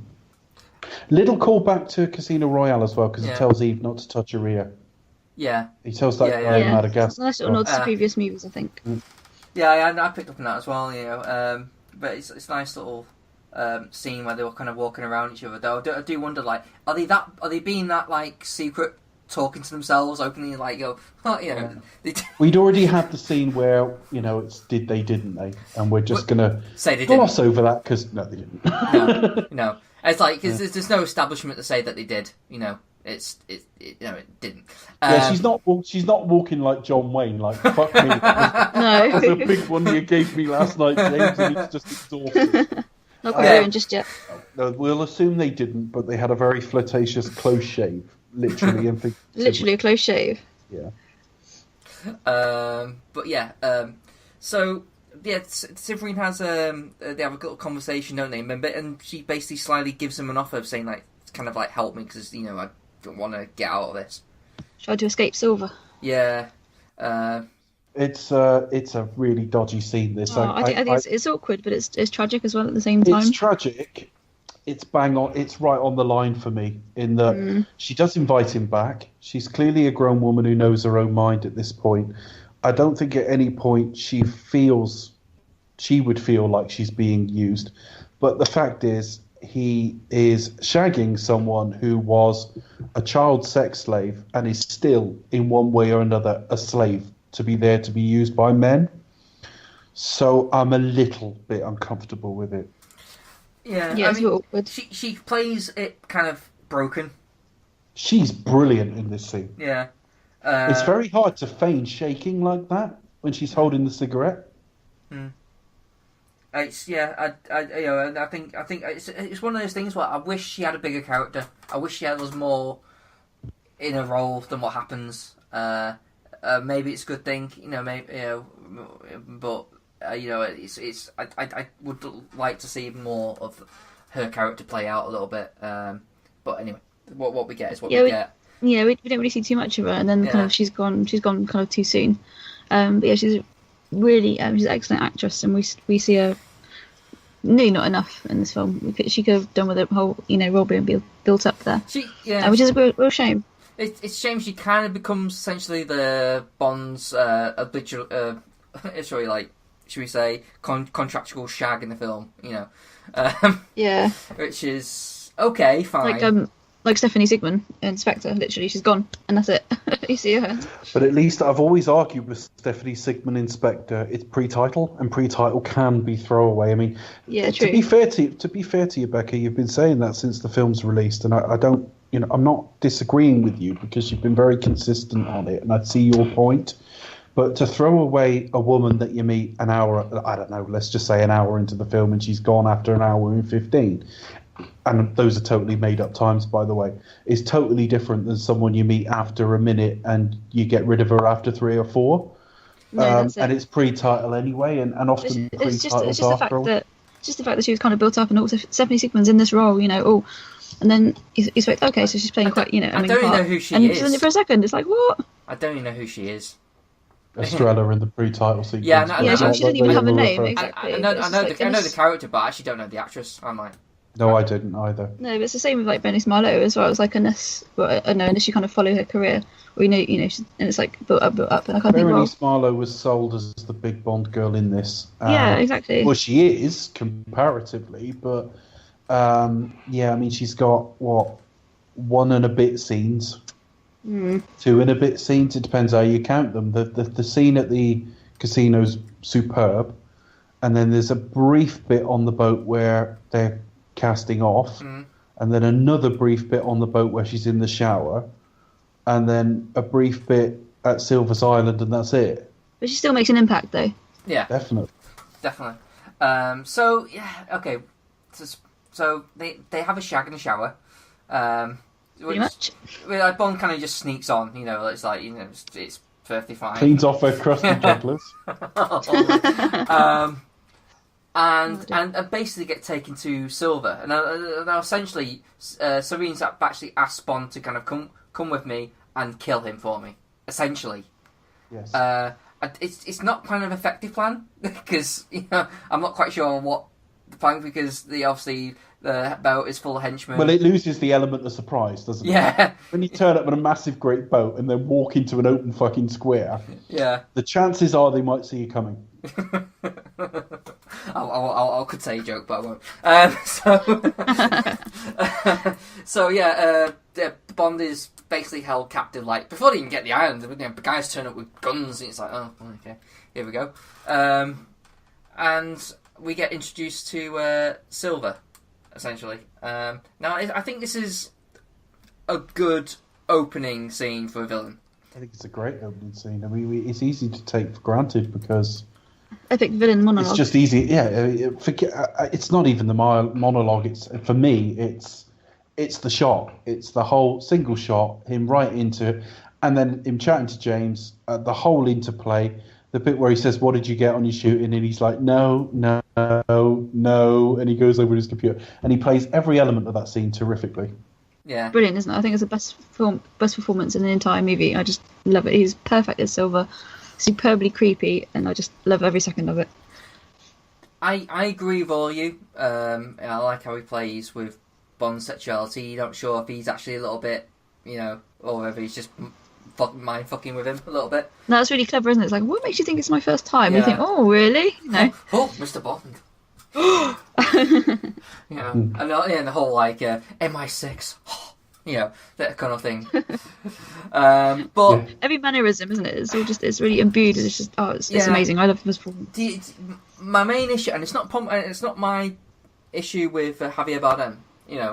It's down to the story. The story kind of tells us like Silver is the dark side of Bond, but it's like essentially what could happen to Bond. It's like, and I just look at those two characters going, no, they're not. I think we've superimposed that on afterwards. I was that ever said in an interview? Because I don't believe that at all. Because he wasn't a 00. He wasn't ever a 00. He was basically one of her agents when she was in Hong Kong. Okay. Well, you could kind of see how he's like Bond and bad though. I have definitely kind of read or heard stuff. I think maybe in comments or something. I'm certain of it. I'm not just like. I think it's much more the sort of. It's a mixture of lots of different things. It's a mixture of the sort of Julian Assanges, David Shaler's, and people like that who were like in the security services and then started leaking stuff. He started doing whatever the hell he wanted, but he was never at any point Bond.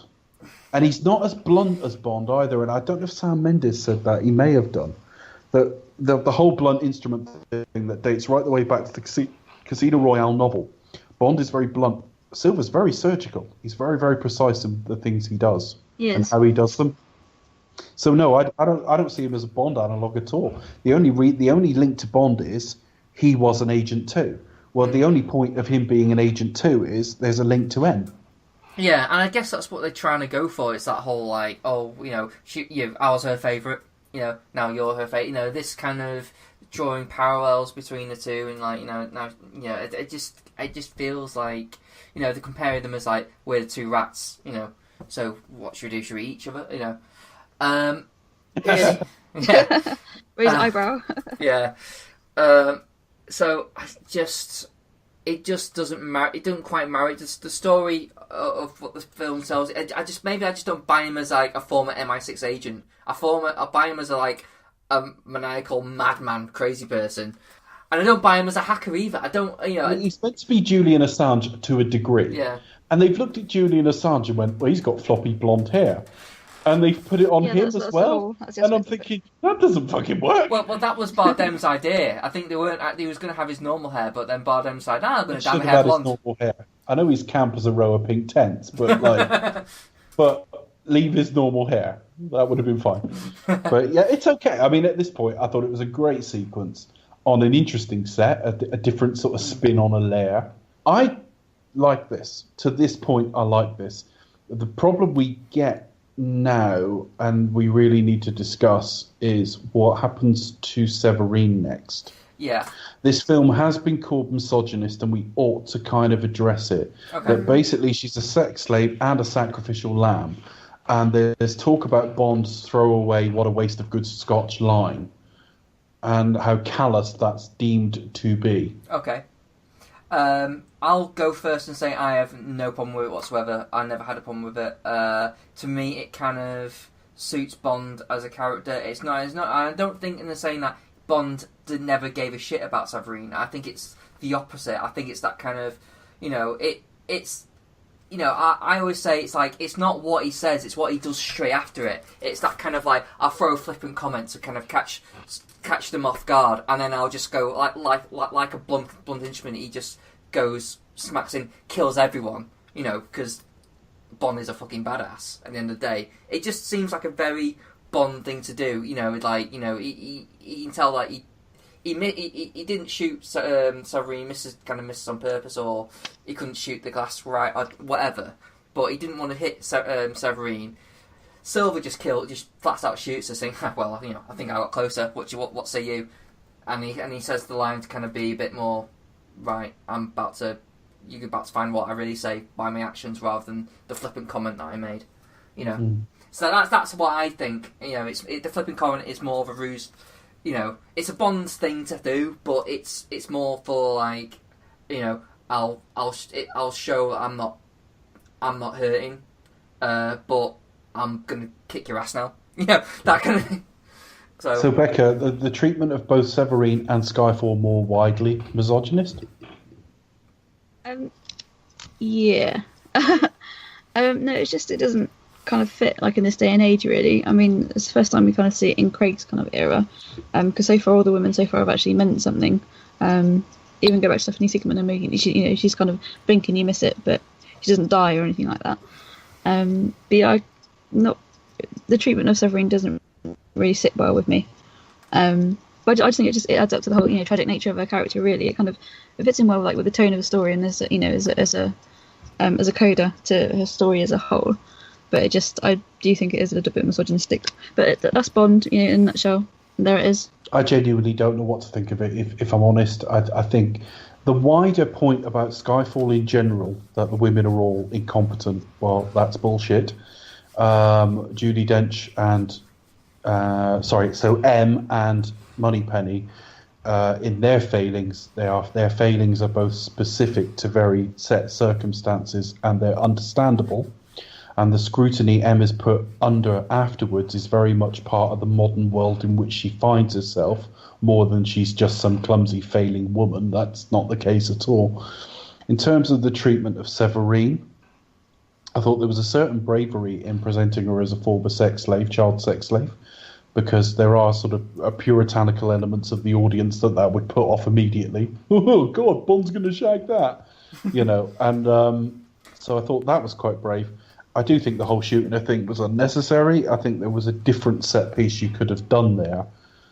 Do I think Skyfall is particularly misogynistic? I am not the expert on that, and I'm not necessarily the most reliable opinion, but I tend to think not. But I'm a little bit uncomfortable with how Severine ends. I think it's more to do with like how everything else, had she had, let's just say, a more fulfilling role, and this happened after this, you kind of get a bit more engaged with her character. So if she'd had like Vesper screen time? Maybe not quite that much, but you know what I mean. Something that's a little bit more like fulfilling that makes you go, I kind of like get you a little bit more attached to her. Let you know a little bit more her as a person, just a little bit more time. It makes you think, she's going to be like in this quite a bit. Oh no, she's not.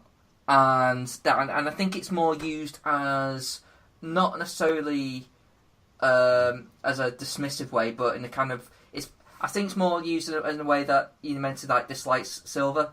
It's like this guy's clearly twisted, and it's meant to be like oh crap, the Bond girl's just got killed, So I think there's elements of that. I think the problems have and in the film's defence, they haven't crowbarred in another woman for him to shag at the end.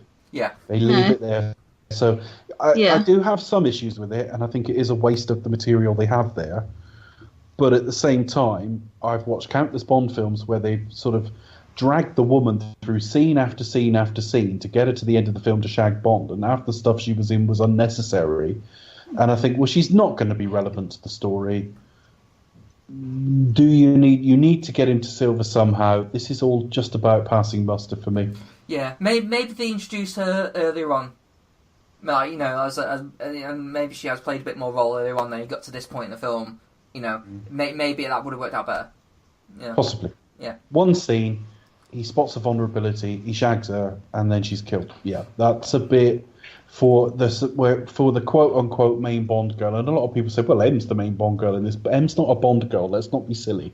But in terms of romantic interest in this film, she is the sort of main one, and yeah, it's a little bit wasted. But then we go all Dark Knight. Does Daniel Craig start doing, where was she? Where's the sugar? Yeah, he says, surely he must have friends. Rachel. They get Silver back to MI6 and put him in a glass cage, and that's all. That's a bit Dark Knight. But he turns into Hannibal Lecter a little bit, doesn't he? I guess you could put it like. Yeah. I don't know what I think of all of this stuff. Certainly, the underground MI6. This is where it gets a bit silly. Well, stylizing against what works. I mean, if I look at The World Is Not Enough, they blew up a part of MI6 and they all disappeared to a castle in Scotland, which looked great, but I think, is that what this makes more sense, go underground in London? Yeah. So this makes sense, but it doesn't look anywhere near as good. I don't know what I think of all of this, to be honest with you. I certainly think the film takes a bit of a nosedive after this point. I think this is where the plot... Yeah, for me, this is where it drops off a little bit. See, like, you get introduced to this, this really good villain. It's like, I wonder what his plot is. And because so far, he's playing a game, he's like, revealing stuff, and you realise his plot's kind of a little bit plot-holy, to say the least. And what his main goal is to kill them. It's like, well, why? Given the fact that his ability to blow up MI6, why couldn't he? If that's all he wanted to do. No, he wants M to acknowledge him and to be looking her in the eye when he kills her. Right. Okay. So why? So he can't just blow MI6 up while he's sat in the Far East somewhere. Well, he was perfectly wanting to. Well, he can, but that's not the plan. He was perfectly wanting to shoot himself as well. He very nearly did it at the hearing, but he just got momentarily a little bit emotionally overwhelmed. Yeah, so basically the whole thing is to kind of like to get him to be in London to shoot M, essentially. Kind of, I guess. It's all a bit convenient. This, the tube train. It's like, really? Yeah. He got away, and Bond was chasing him, and you think, well, they had to catch you leaving. I mean, what if Bond hadn't been there? It just, yeah. And exactly the same time that train's supposed to come there and all that stuff. No, he presses a button to get it to do that, I think. But that's neither here nor there. It's the fact that not only will you know exactly where they go, your exact escape route. I mean, what if they stick you in a different cell other side of the building? Yeah. You're just like, oh. Different escape route. And how did he kill the guards as well? It's like, he was, with what? I mean, they were armed as well. So how did he... Maybe they're inside men, you don't know.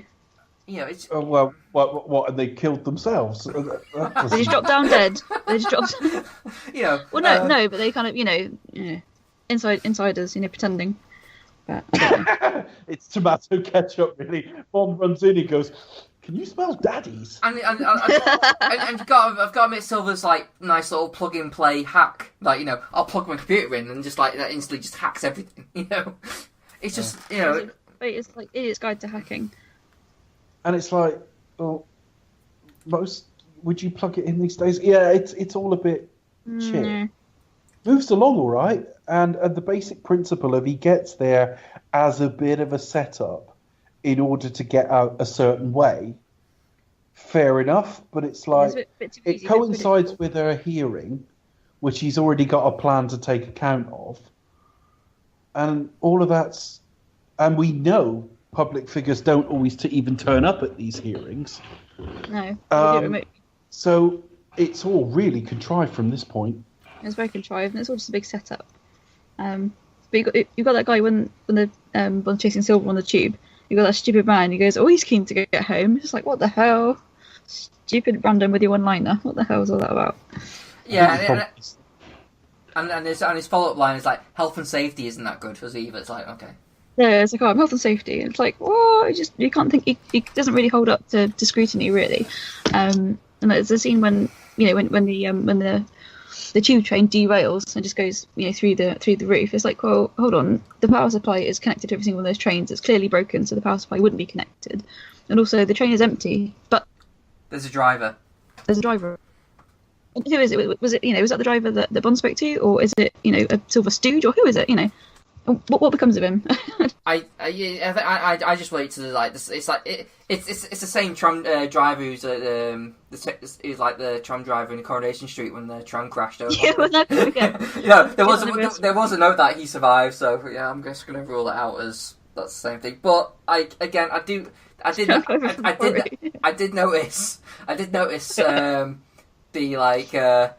the callback to what Bond said to him about the radio. It's like, oh, it's a new gadget, radio, and the thing blows up. So that was like kind of a thing. But the only problem I've got with the humour in this film compared to, say, Spectre, is it stands out as inconsistent with the tone of the film, and it looks like exactly what it is in that they had the script pretty much done. And then they were like, we need to get more humour in this. So they crowbar in a few jokes that don't really fit. And it's not that they're bad. When I was at the cinema and the guy went, he did a hurry to get home, that got a laugh. Health and safety got a laugh. Yeah. It's a radio, got a laugh. They're Very not cheesy. terrible lines by the standard of Bond. Not to my mind. No. But he's just shot this woman. It's called a radio. Really? It's not... It doesn't fit with this film. This is a very somber film. I think it does walk along the line of being like enjoyable, like bounces off being enjoyable enough. But you think about like what happens within it, and it just doesn't. It kind of loses it. It doesn't make sense, but it kind of covers it up well because it's quite. It goes. It looks very nice, and it's got good pace, and it's never really boring. It's almost effortless to watch, really. But it's just the meat in it is a little bit like unsubstantial. Should we say? But yeah, I mean, we've only had a couple of bits of Silver causing mischief so far. Really, we've had the MI6 explosion, and also he's leaked a couple of the names, so a couple of agents have been killed. But he's caught almost instantly, and then he gets away, and then suddenly he knows exactly where to go because M's at this hearing. That hearing's terrific. I mean, it lacks any subtlety because you've got her explaining. You've had Mallory say to her earlier in the film, we can't live in the shadows anymore. And she actually echoes that dialogue, explains why, and you get lots of very, very obvious reaction shots of Ray Fiennes' character getting it. Well, I sound like I'm knocking it there. Well, I'm not. How else would you do it? I mean, that's exactly what you're supposed to show us. Yeah, exactly. But I thought the poem was perfectly timed. It fits with the film. And again, it's layered in that it's like looking at the fight in Temeraire. If you don't know what it is or what it's there for, doesn't matter. It's just a scene with Q and M. if you don't understand or don't really bother listening to what she's saying, it's just a bit of poetic defiance at a hearing that she's just been slaughtered at. And it's a nice accompaniment to Bond sprinting to get there in time. And again, it fits in with the whole method of, being relevant and perhaps being not as great as it once was, but still being very relevant and very important. That's perfect for the theme of the film. But what I'm saying is, if you got none of that, then fine. It doesn't make a difference. It's just a nice little poem. It's a nice accompaniment. It's a nice little part of the whole scene itself. Is a nice little part for like characters to get it. Like you actually see Mallory kind of like stick up for M a bit more, so that she goes like, well, in the sake of variety, wouldn't it be nice to hear from the witness and go kind of like, well, let's and you get that kind of like nod and say, well, thanks, Yeah, thanks for that. And also when in the shootout part, you kind of have with Mallory's kind of like took a bullet essentially for M. Yeah. And you have him kind of like in the corner, kind of managed to get hold of a gun. Bond's at the other side, and he kind of like he gets an idea. He points the gun kind of at Mallory, kind of winks at him, and shoots the thing. That kind of like thing is like, don't worry, I'm not. that little kind of like little character sort of break. They kind of think, yeah, they're kind of all right with each other now, even though it's in just little seconds. But they're kind of like, on the same page. Yeah, it works really well. So. Yeah, just that's the things I kind of really like about it. I like the scene, and again, it's that economy of movement. We haven't had a great deal of. I liked all the pre-title action and everything. Wasn't so fond of the Shanghai stuff, action-wise. I mean, yeah. But Bond walking straight in, firing, and it's a gun, not a machine gun. It's a pistol, so it's not all Brosnan style. Shoot him up. I like that. It's just he's straight there and he's straight onto it, and he's totally back. And he's winking at Mallory, not just to say, don't worry, I got a plan, but it's also a don't worry, because bear in mind, Mallory was there watching him do these tests where he can't hit a fucking barn door. No. So it's also that wink to say, don't worry, I'm me again. And then they get out and head for the DB5. Bonnie Scotland. She actually says, it is dropped in dialogue, she says to him, just us, no one else. She's basically said, like, I've created this problem, we'll go somewhere private and sort this out. I don't think that necessarily mitigates it, because she is the head of the security services, and frankly, why would she do that? Getting away from London, fine, but why necessarily a false trail? But at least it's covered in dialogue to say, right, we're going to go somewhere where it's just us, we have the home ground territory, and he can't hurt anyone else. If it's M he wants... we can get him to M, but it will just be her and Bond.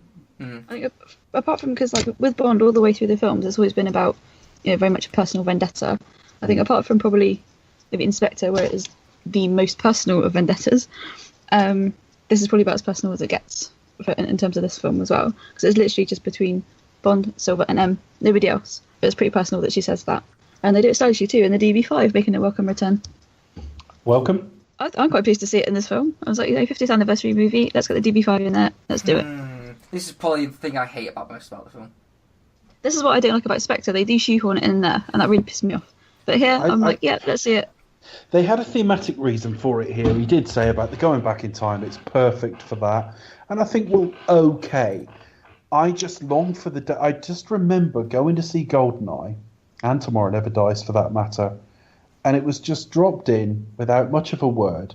And it's like, oh, it's his car now. It's his own private car. They might have used it in the service in time gone by. Maybe it was his car in the service in time gone by. Yeah. But you just see it dropped in as his own little private vehicle.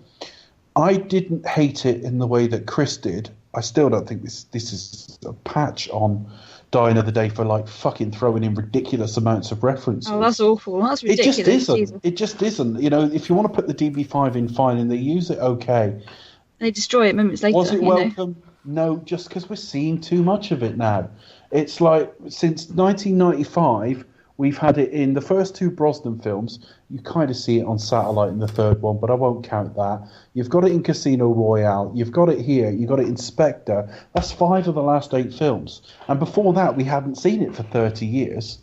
It's just how it's just rammed down your throat. I'm fine with it being, because I thought it's really... I thought it was really nicely done in Casino Royale, where it's just like, oh, he's got the old Aston Martin, and they're not doing away with all the kind of gadgets that Well, it's just an Aston Martin. Yeah, it's like you can go, well, he's won a classic car. Yeah. And by the way, it just doesn't. It's a nice little nod that it used to be something in the series. Yeah, it just doesn't make sense, and also it's just the whole thing that he acknowledged the gadgets, and that's what kind of makes me like, oh, why have you fucking done that? It's kind of humour that kind of doesn't... It throws you off the film. It feels like something you would see in like a skit in Comic Relief. No, it throws you off the film, Chris. I mean, I'm sort of half agreeing with you in that, like, stop rolling this fucking car out now because you're fetishizing it. But at the same time, it throws you off the film. You find it much more jarring. I'm quite happy to go, well, it's the anniversary film. If you're going to have an anniversary film, if you're going to have any nods into the film that is to the fact that it is an anniversary... But this way, we're going to have anniversary film every 2 films. Every 2 or 3 films are going to be, oh, it's the 60th anniversary, let's I take your point, but half a century is a fairly big one, to be fair. Yeah. Now, if you want to do something with that, they've done 2 things. Firstly, they delve back into the origins of Bond in terms of his childhood. And they've just gone, there's the DB5. And to be honest, apart from him hovering his thumb over the ejector seat, I was all right with it. Yeah, they pull out the machine guns and use it in the thing, and also there's the whole kind of like when it blows up, there's that kind of like, oh, it's personal now. It's this kind of like, and I don't think Bond would give a shit. I think that is purely there to kind of like for the fans to go like, oh no, not the DB5. But I mean, the literary Bond, to be fair, fucking jerked off over his Bentley. It's just a bit too on the nose for me. And for a film that kind of like tries to be very serious and kind of like somber and like very much like a Christopher Nolan type thing where. It tries to be I'm very arty, but very look this stuff. This is a much more higher standard than your standard blockbuster, even knowing all the plot holes and all the rest of it. And then just to throw in this, it just feels like, huh? What the fuck? You got to remember, he's not just a filmmaker; he's a Bond fan too. I didn't hate it like you hate it. I can't get excited over the DB5 because there's a couple of other Bond cars I prefer. It's like, well, my favourite film. Put the fucking DBS in. I love it. Wouldn't it be great if it was like if the garage door went up and it was a Lotus? No, a 2CV. I would love it if it was the 2CV. or Wet Nelly from The Spy Who Loved Me, and they had to go down the Thames with it giving her a crossbar. Oh God.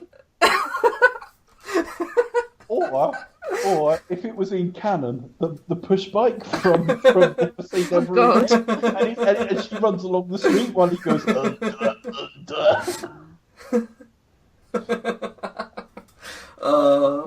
no, I was all right with the DB5. And the bit where they arrive in Scotland is very pretty. I can't get too excited over the look of this film, and it's way too London centric. I think one of the things I was thinking about the other day is. This film series started off as a travelogue. So it started off as you see Bond in some luxurious location, and then he orders a breakfast you've probably never had. Like he rings up and asks for green figs and this, that, and the other.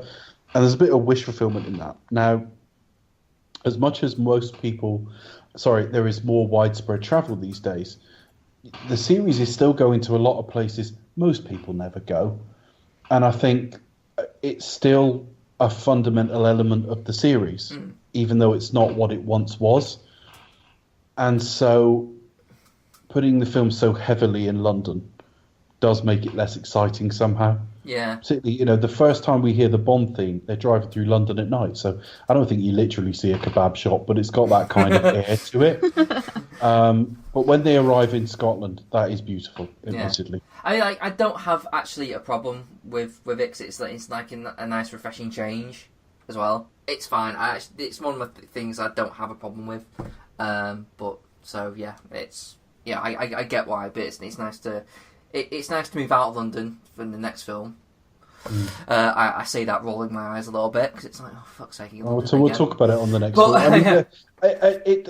It's one of those things that you've got to try something different with this series now and again. Otherwise, you end up with Tomorrow Never Dies every time out. Yeah.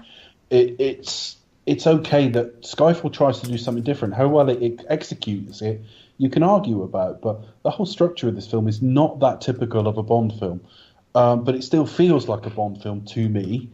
And so I'm kind of pleased with it. But as soon as they get to London, as soon as they get to Scotland, and the point about you didn't come from money, Bond never confirmed that. That was just Vesper's supposition in the middle of making a lot of suggestions about what he is and where he's from. So we never actually we never actually had it confirmed he came from poverty. So this was okay. But we get there and we get Albert Finney, fantastic actor. I love Albert Finney. But the dialogue they give him is fucking dreadful. I mean, are you ready? I was ready before you were born. Really? You've put that in as dialogue. Honestly, I was born ready. Fuck off.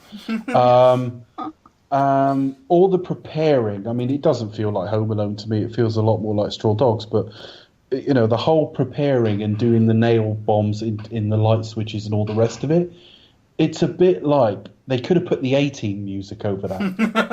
You know when they hole up, when they hole up in a garage with a few milk bottle tops and come out and they built a tank out of it. That is exactly. They should have put. I'm just picturing Judi Dench putting on like an iron mask and getting a welder out, just like. Yeah. And he goes there and they've got no guns as well, which made me laugh. He's like gun rack. Ah. The film felt a bit like it was struggling for something to do at this point. I don't like the last third of this film very much. It tried to make a last stand, really, wasn't it? It was kind of like I get where it was going, and it's different. But I think my problem is, I think you mentioned a few times, the action isn't very good in this film, really. It's not. I mean, there's a few impressive moments, but the actual setup and... Well, it's not really the setup, really. I think it's just how it's dealt with. I don't think Mendes is an action director. I think that's where the problem comes in. It's just very like... okay. I don't know what that means in reality, though, because they've got a ton of second unit expertise here, and the pre-title stuff was all great, in my opinion. Yeah. So I don't really know. It's very difficult to have action before anyone turns up for you to fight. Yeah. And when they do turn up to fight, it's more of a sort of siege thing anyway. I think it doesn't help the fact that, you know, on the good guy's side you have an elderly woman and gentleman. You know, like, and one guy can do all the shit. You know, it's okay, but you know, I know I kind of admire it for doing something different as well. You know, because stepping out, like thinking outside the box and having. Becca, what do you think of the last third of this film? Home Alone. No, it's the tone of this film is very much for me. It's a film with two halves. Because there's a massive tonal shift when they get to Scotland. It's completely different to the rest of the film. It just kind of just goes even further into kind of more like depressing, quite dirtiness, and you just think, oh, it's quite overpowering, overwhelming, to be honest. But I quite like Albert Finney's Kincaid. He kind of brings a bit of a breath of fresh air, really. I like the kind of line about, you know, jumped up little shit, things like that. I think that's good. That's funny. It's like Welcome to Scotland. You know, I think it's really funny. And I keep on calling Emma as well. That's hilarious. My only problem with him is like when they get to the chapel at the end, and you get the kind of the death scene between and Silver.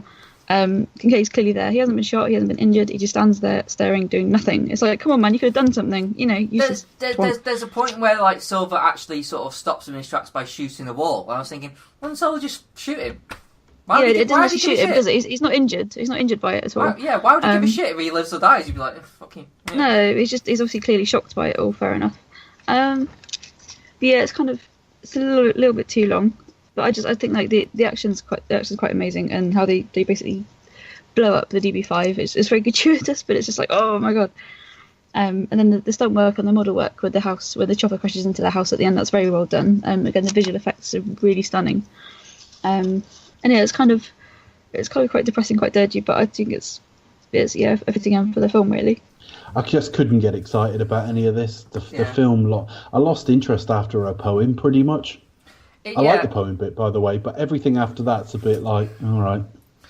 I think also it doesn't help with the fact that Silver's plan has just been a little bit kind of all over the place. So he's like, he's got like an army of henchmen to sort of swoop in. He's got helicopters. Like, where's all this coming? None of this is kind of like established. It's like, he's not even got like he has got Leia, I suppose, but there's like, how has he done it? Has he just got like a team of crack mercenaries at his disposal? Like, we don't even know who they are. Yeah, it's just I don't understand, but it's not very well established. But but then again, okay, he's got an exploding helicopter, which I like. I'm very easily pleased.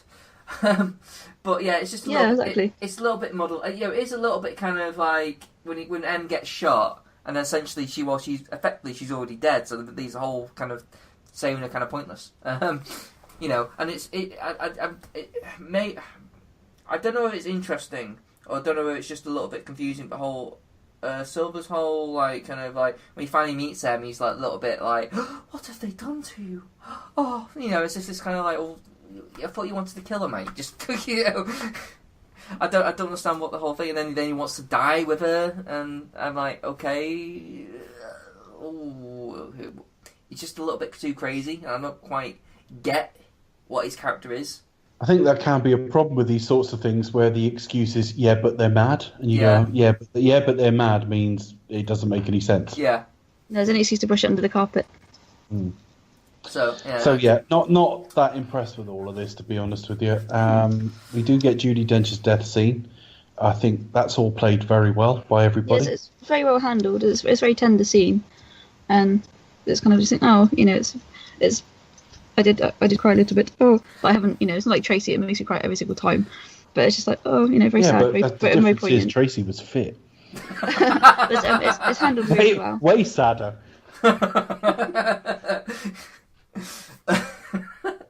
Tracy was a fitty. I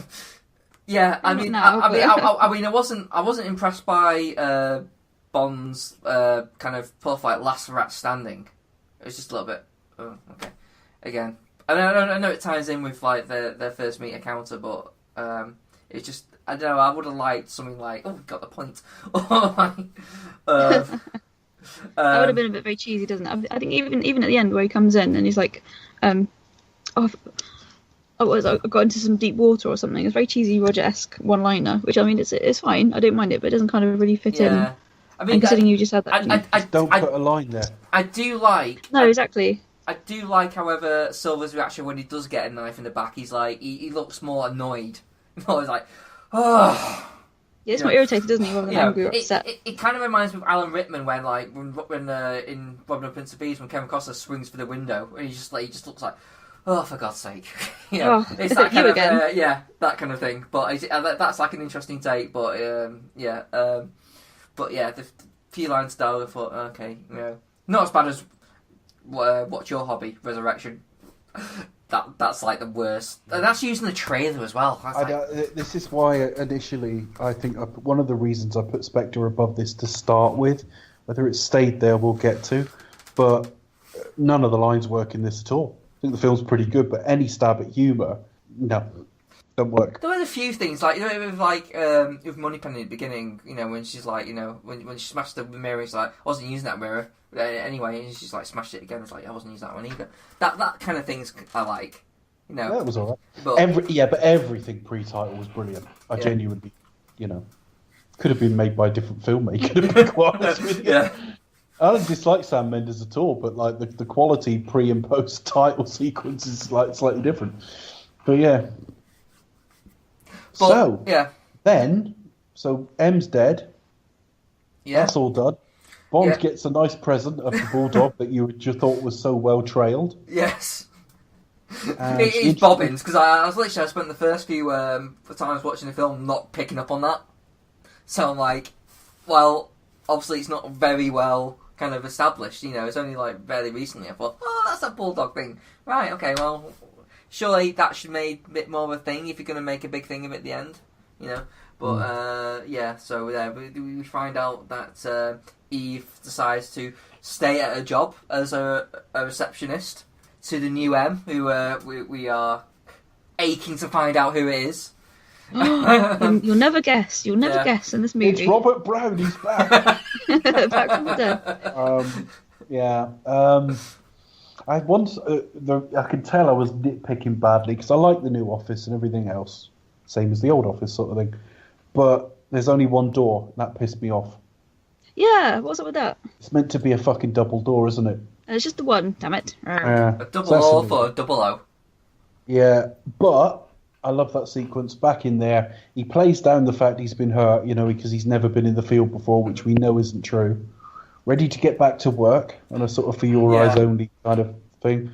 With pleasure, Em. With pleasure. Yeah. Love it. I love that. I like. I was actually excited for Ralph Fiennes. It was like, he looks like a perfect, like almost like a classic take on him coming back. And you got the office. Basically anything that reminds me of Bernard Lee. I'm gonna lie. It's like no nonsense. Shaking off his injury, going, this whole thing. No. Anyway, lots to be done. And it's very much like authoritative, kind of like no nonsense. Let's get to it, 007. And I'm like, yeah, I really can't wait to see the next film. We'll see what they take off. It's like, yes, Bond is officially back, and then we get the gun barrel where it shouldn't be, but we get the gun barrel again. Yeah, where he comes out and breaks into the robot or something. Yeah. That turn is weird. It's really robotic. But hey, it's the gun barrel. Yeah. 50. And it is like a slightly different gun barrel as well. And doesn't he wear like a grey suit or something instead of like a black suit? It's slightly different. I think so. Well, they do vary anyway. They don't all wear tuxes. No, but it looks stylish. It's very very quick. It's very perfunctory, but it's very stylish. It's quite similar to the Spectre one, but the Spectre one's a bit better. It's a bit less stiff. Mm. But so that was Skyfall. Becca? Yeah? Have you got any fun facts for us? Yes, I do. It's party time! Come on, Carl, check back!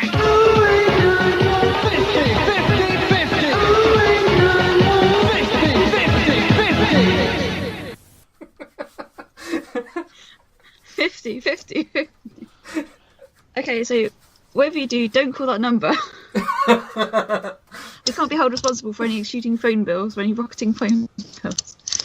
But no, I've got a couple of fun facts about Skyfall this week for you people. So, Silver's Island is actually Gankanjima, or Hashima Island in Japan, and it's a real abandoned island in Japan that you can go visit, should you want to. Fact number 2, Judi Dench has more screen time in this film as M than Desmond Llewellyn as Q in any of his movies. Is that what you mean in total? In total, yes. So you see so if you add up more all in this of, film all of the Q appearances, Judi Dench does more in this one film? In theory, yes. I haven't actually done the calculations myself, but this is kind of what I'm led to believe through watching all the movies. I do wonder the people who actually measure that. Who actually sits there and measures literally the amount of time they're on screen. Me, I sit there with my stopwatch. Yeah. I don't have a life. I always thought they missed a trick with the letter Q, because an X is a kiss. Yeah. So when you write a kiss, you write it as an X. I always thought Q would be a perfect, particularly a capital Q, would be a perfect sort of blowjob sign. Okay. Lucky well. So you could just put love and blowjobs, Dave, right? Or whatever, and put Q instead of X. That's what this is B and J were invented for. Well, there you are, guys. There you are, folks. Any listeners out there, you got some new tip. So for the next alternate fun fact. For the next Valentine's Day card. Yeah, ladies, stick a Q on. X's and Q's, Dave. And he'll show you his gadgets. Oh dear. Carry on, Becca. Anyway, all my fun facts are downhill after this point. Oh dear.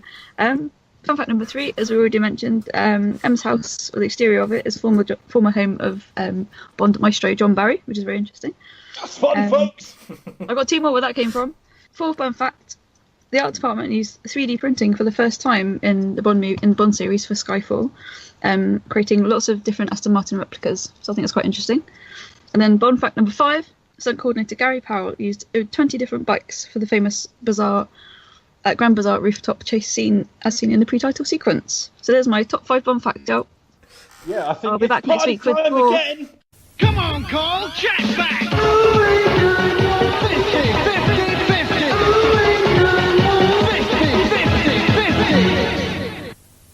50, 50, 50.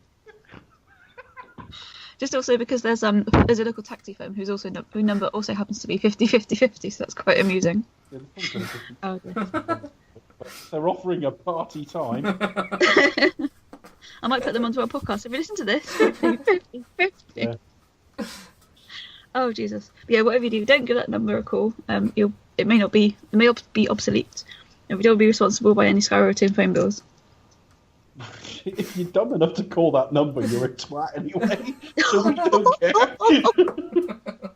We put a silly little fucking jingle on because we have no musical talent whatsoever, so we couldn't make our own up. So we copied a chat line thing off YouTube from the fucking early 90s, and you've gone, oh, I think I'll call that. See if Becca's got any more facts. Get everything you fucking deserve. Someone bringing up to ask Becca where the fucking water in Bolivia's gone. It's gone. It's all gone. None left. Unless it's out of morbid curiosity to see if it still works or something. But you know. Yeah, part of me wants to dial it. Part of me's like, no. Well, you know, the chances are, if it is still connected, it will cost you like a few pence. If someone has repurposed it and it costs you 275 quid, bigger fucking fool you. Yeah. I think kind of with social media and everything, chat lines have gone out well, this is like a sexy chat line, but like those kind of party lines have kind of gone out the window, I think. So, but anyway, I'll be back next week with more fun facts. Okay, well that's Skyfall, folks. So where does that leave us? So are we what we doing next week? We're doing some Charlie. Yeah, we've got Charlie Brigden from when we Films on finish Wax. with that, we'll have a bit of a dance. And we're going to have Charlie Brigden on the show. Yeah, so basically we're doing the last of our music episodes, where we'll be covering It's the Living Daylights onwards. Oh, okay. So we were talking Brosnan. Yeah. Okay. Great. We're talking Dalton, Brosnan, and Craig. Yeah, and then after that we're doing. Is it Spectre commentary? The reviewmentary. Yes. Yeah, mashing up review and commentary. And then we're going to rank all of the Bond films now, including Spectre. Yeah. I've made my list. I've made mine. It's final. It might change. I think I might have to watch a few Bond films just to kind of Okay, so we're doing the rankings episode in September, folks. We've got to give Chris 3 months to watch all the films.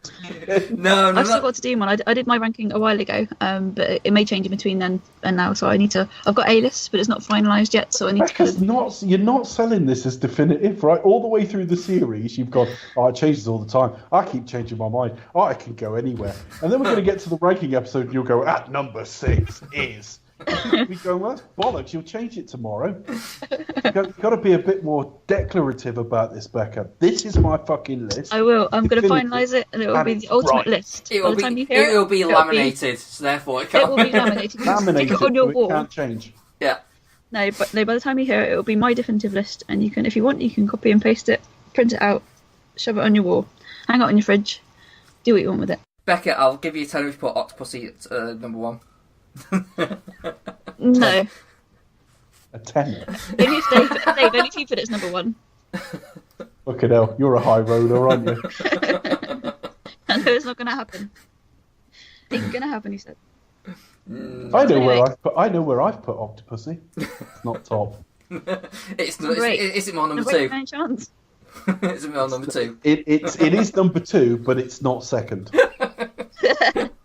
No, I've seen your list. I know where it comes. Where it comes.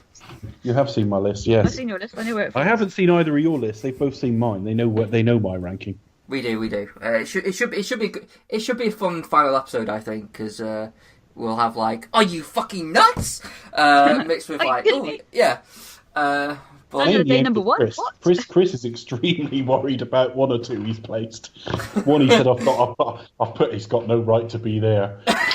No right to be there, oh dear. All right, okay, we'll wait and see on that one then. So look forward to seeing you die another day at 4th or something. Top 5. Yeah. Oh dear. He laughed a bit knowingly there, didn't he? in a bit, Octopussy number 10. No. Trust me, it's nowhere near that bad. But yeah, there's a few surprising things. I'm going to have to watch just a few key films that I'm unsure about to find out if I prefer them over one or the other. So that's what I mean by I have to watch a few. But what he means is he's going to go and watch like The Dreamers, just as wider reading for Casino Royale.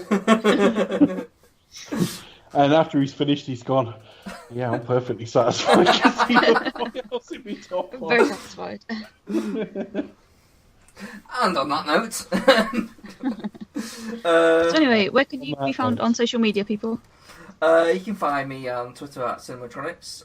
You can also find this podcast on my website, cinematronics.co.uk, where you can also find other podcasts which I do, Cinematronics podcast, and hopefully the Action Junkies will be coming back with new episodes soon. So, yes, subscribe, listen, check it out. You can find me at ThePastorKid1976 on Twitter. And you can find me at Twitter at RVMovies. But more importantly, you can find us at Twitter on at Expected to Talk, on Facebook.com/Expected to Talk. Also, you can email us, expectedtotalk@gmail.com. And you can also find us on YouTube, folks. We do put the episodes and teasers for the episodes up there. Yes, definitely. So, yeah, well, this is kind of like... We're coming to the end. We're only, 3 episodes left?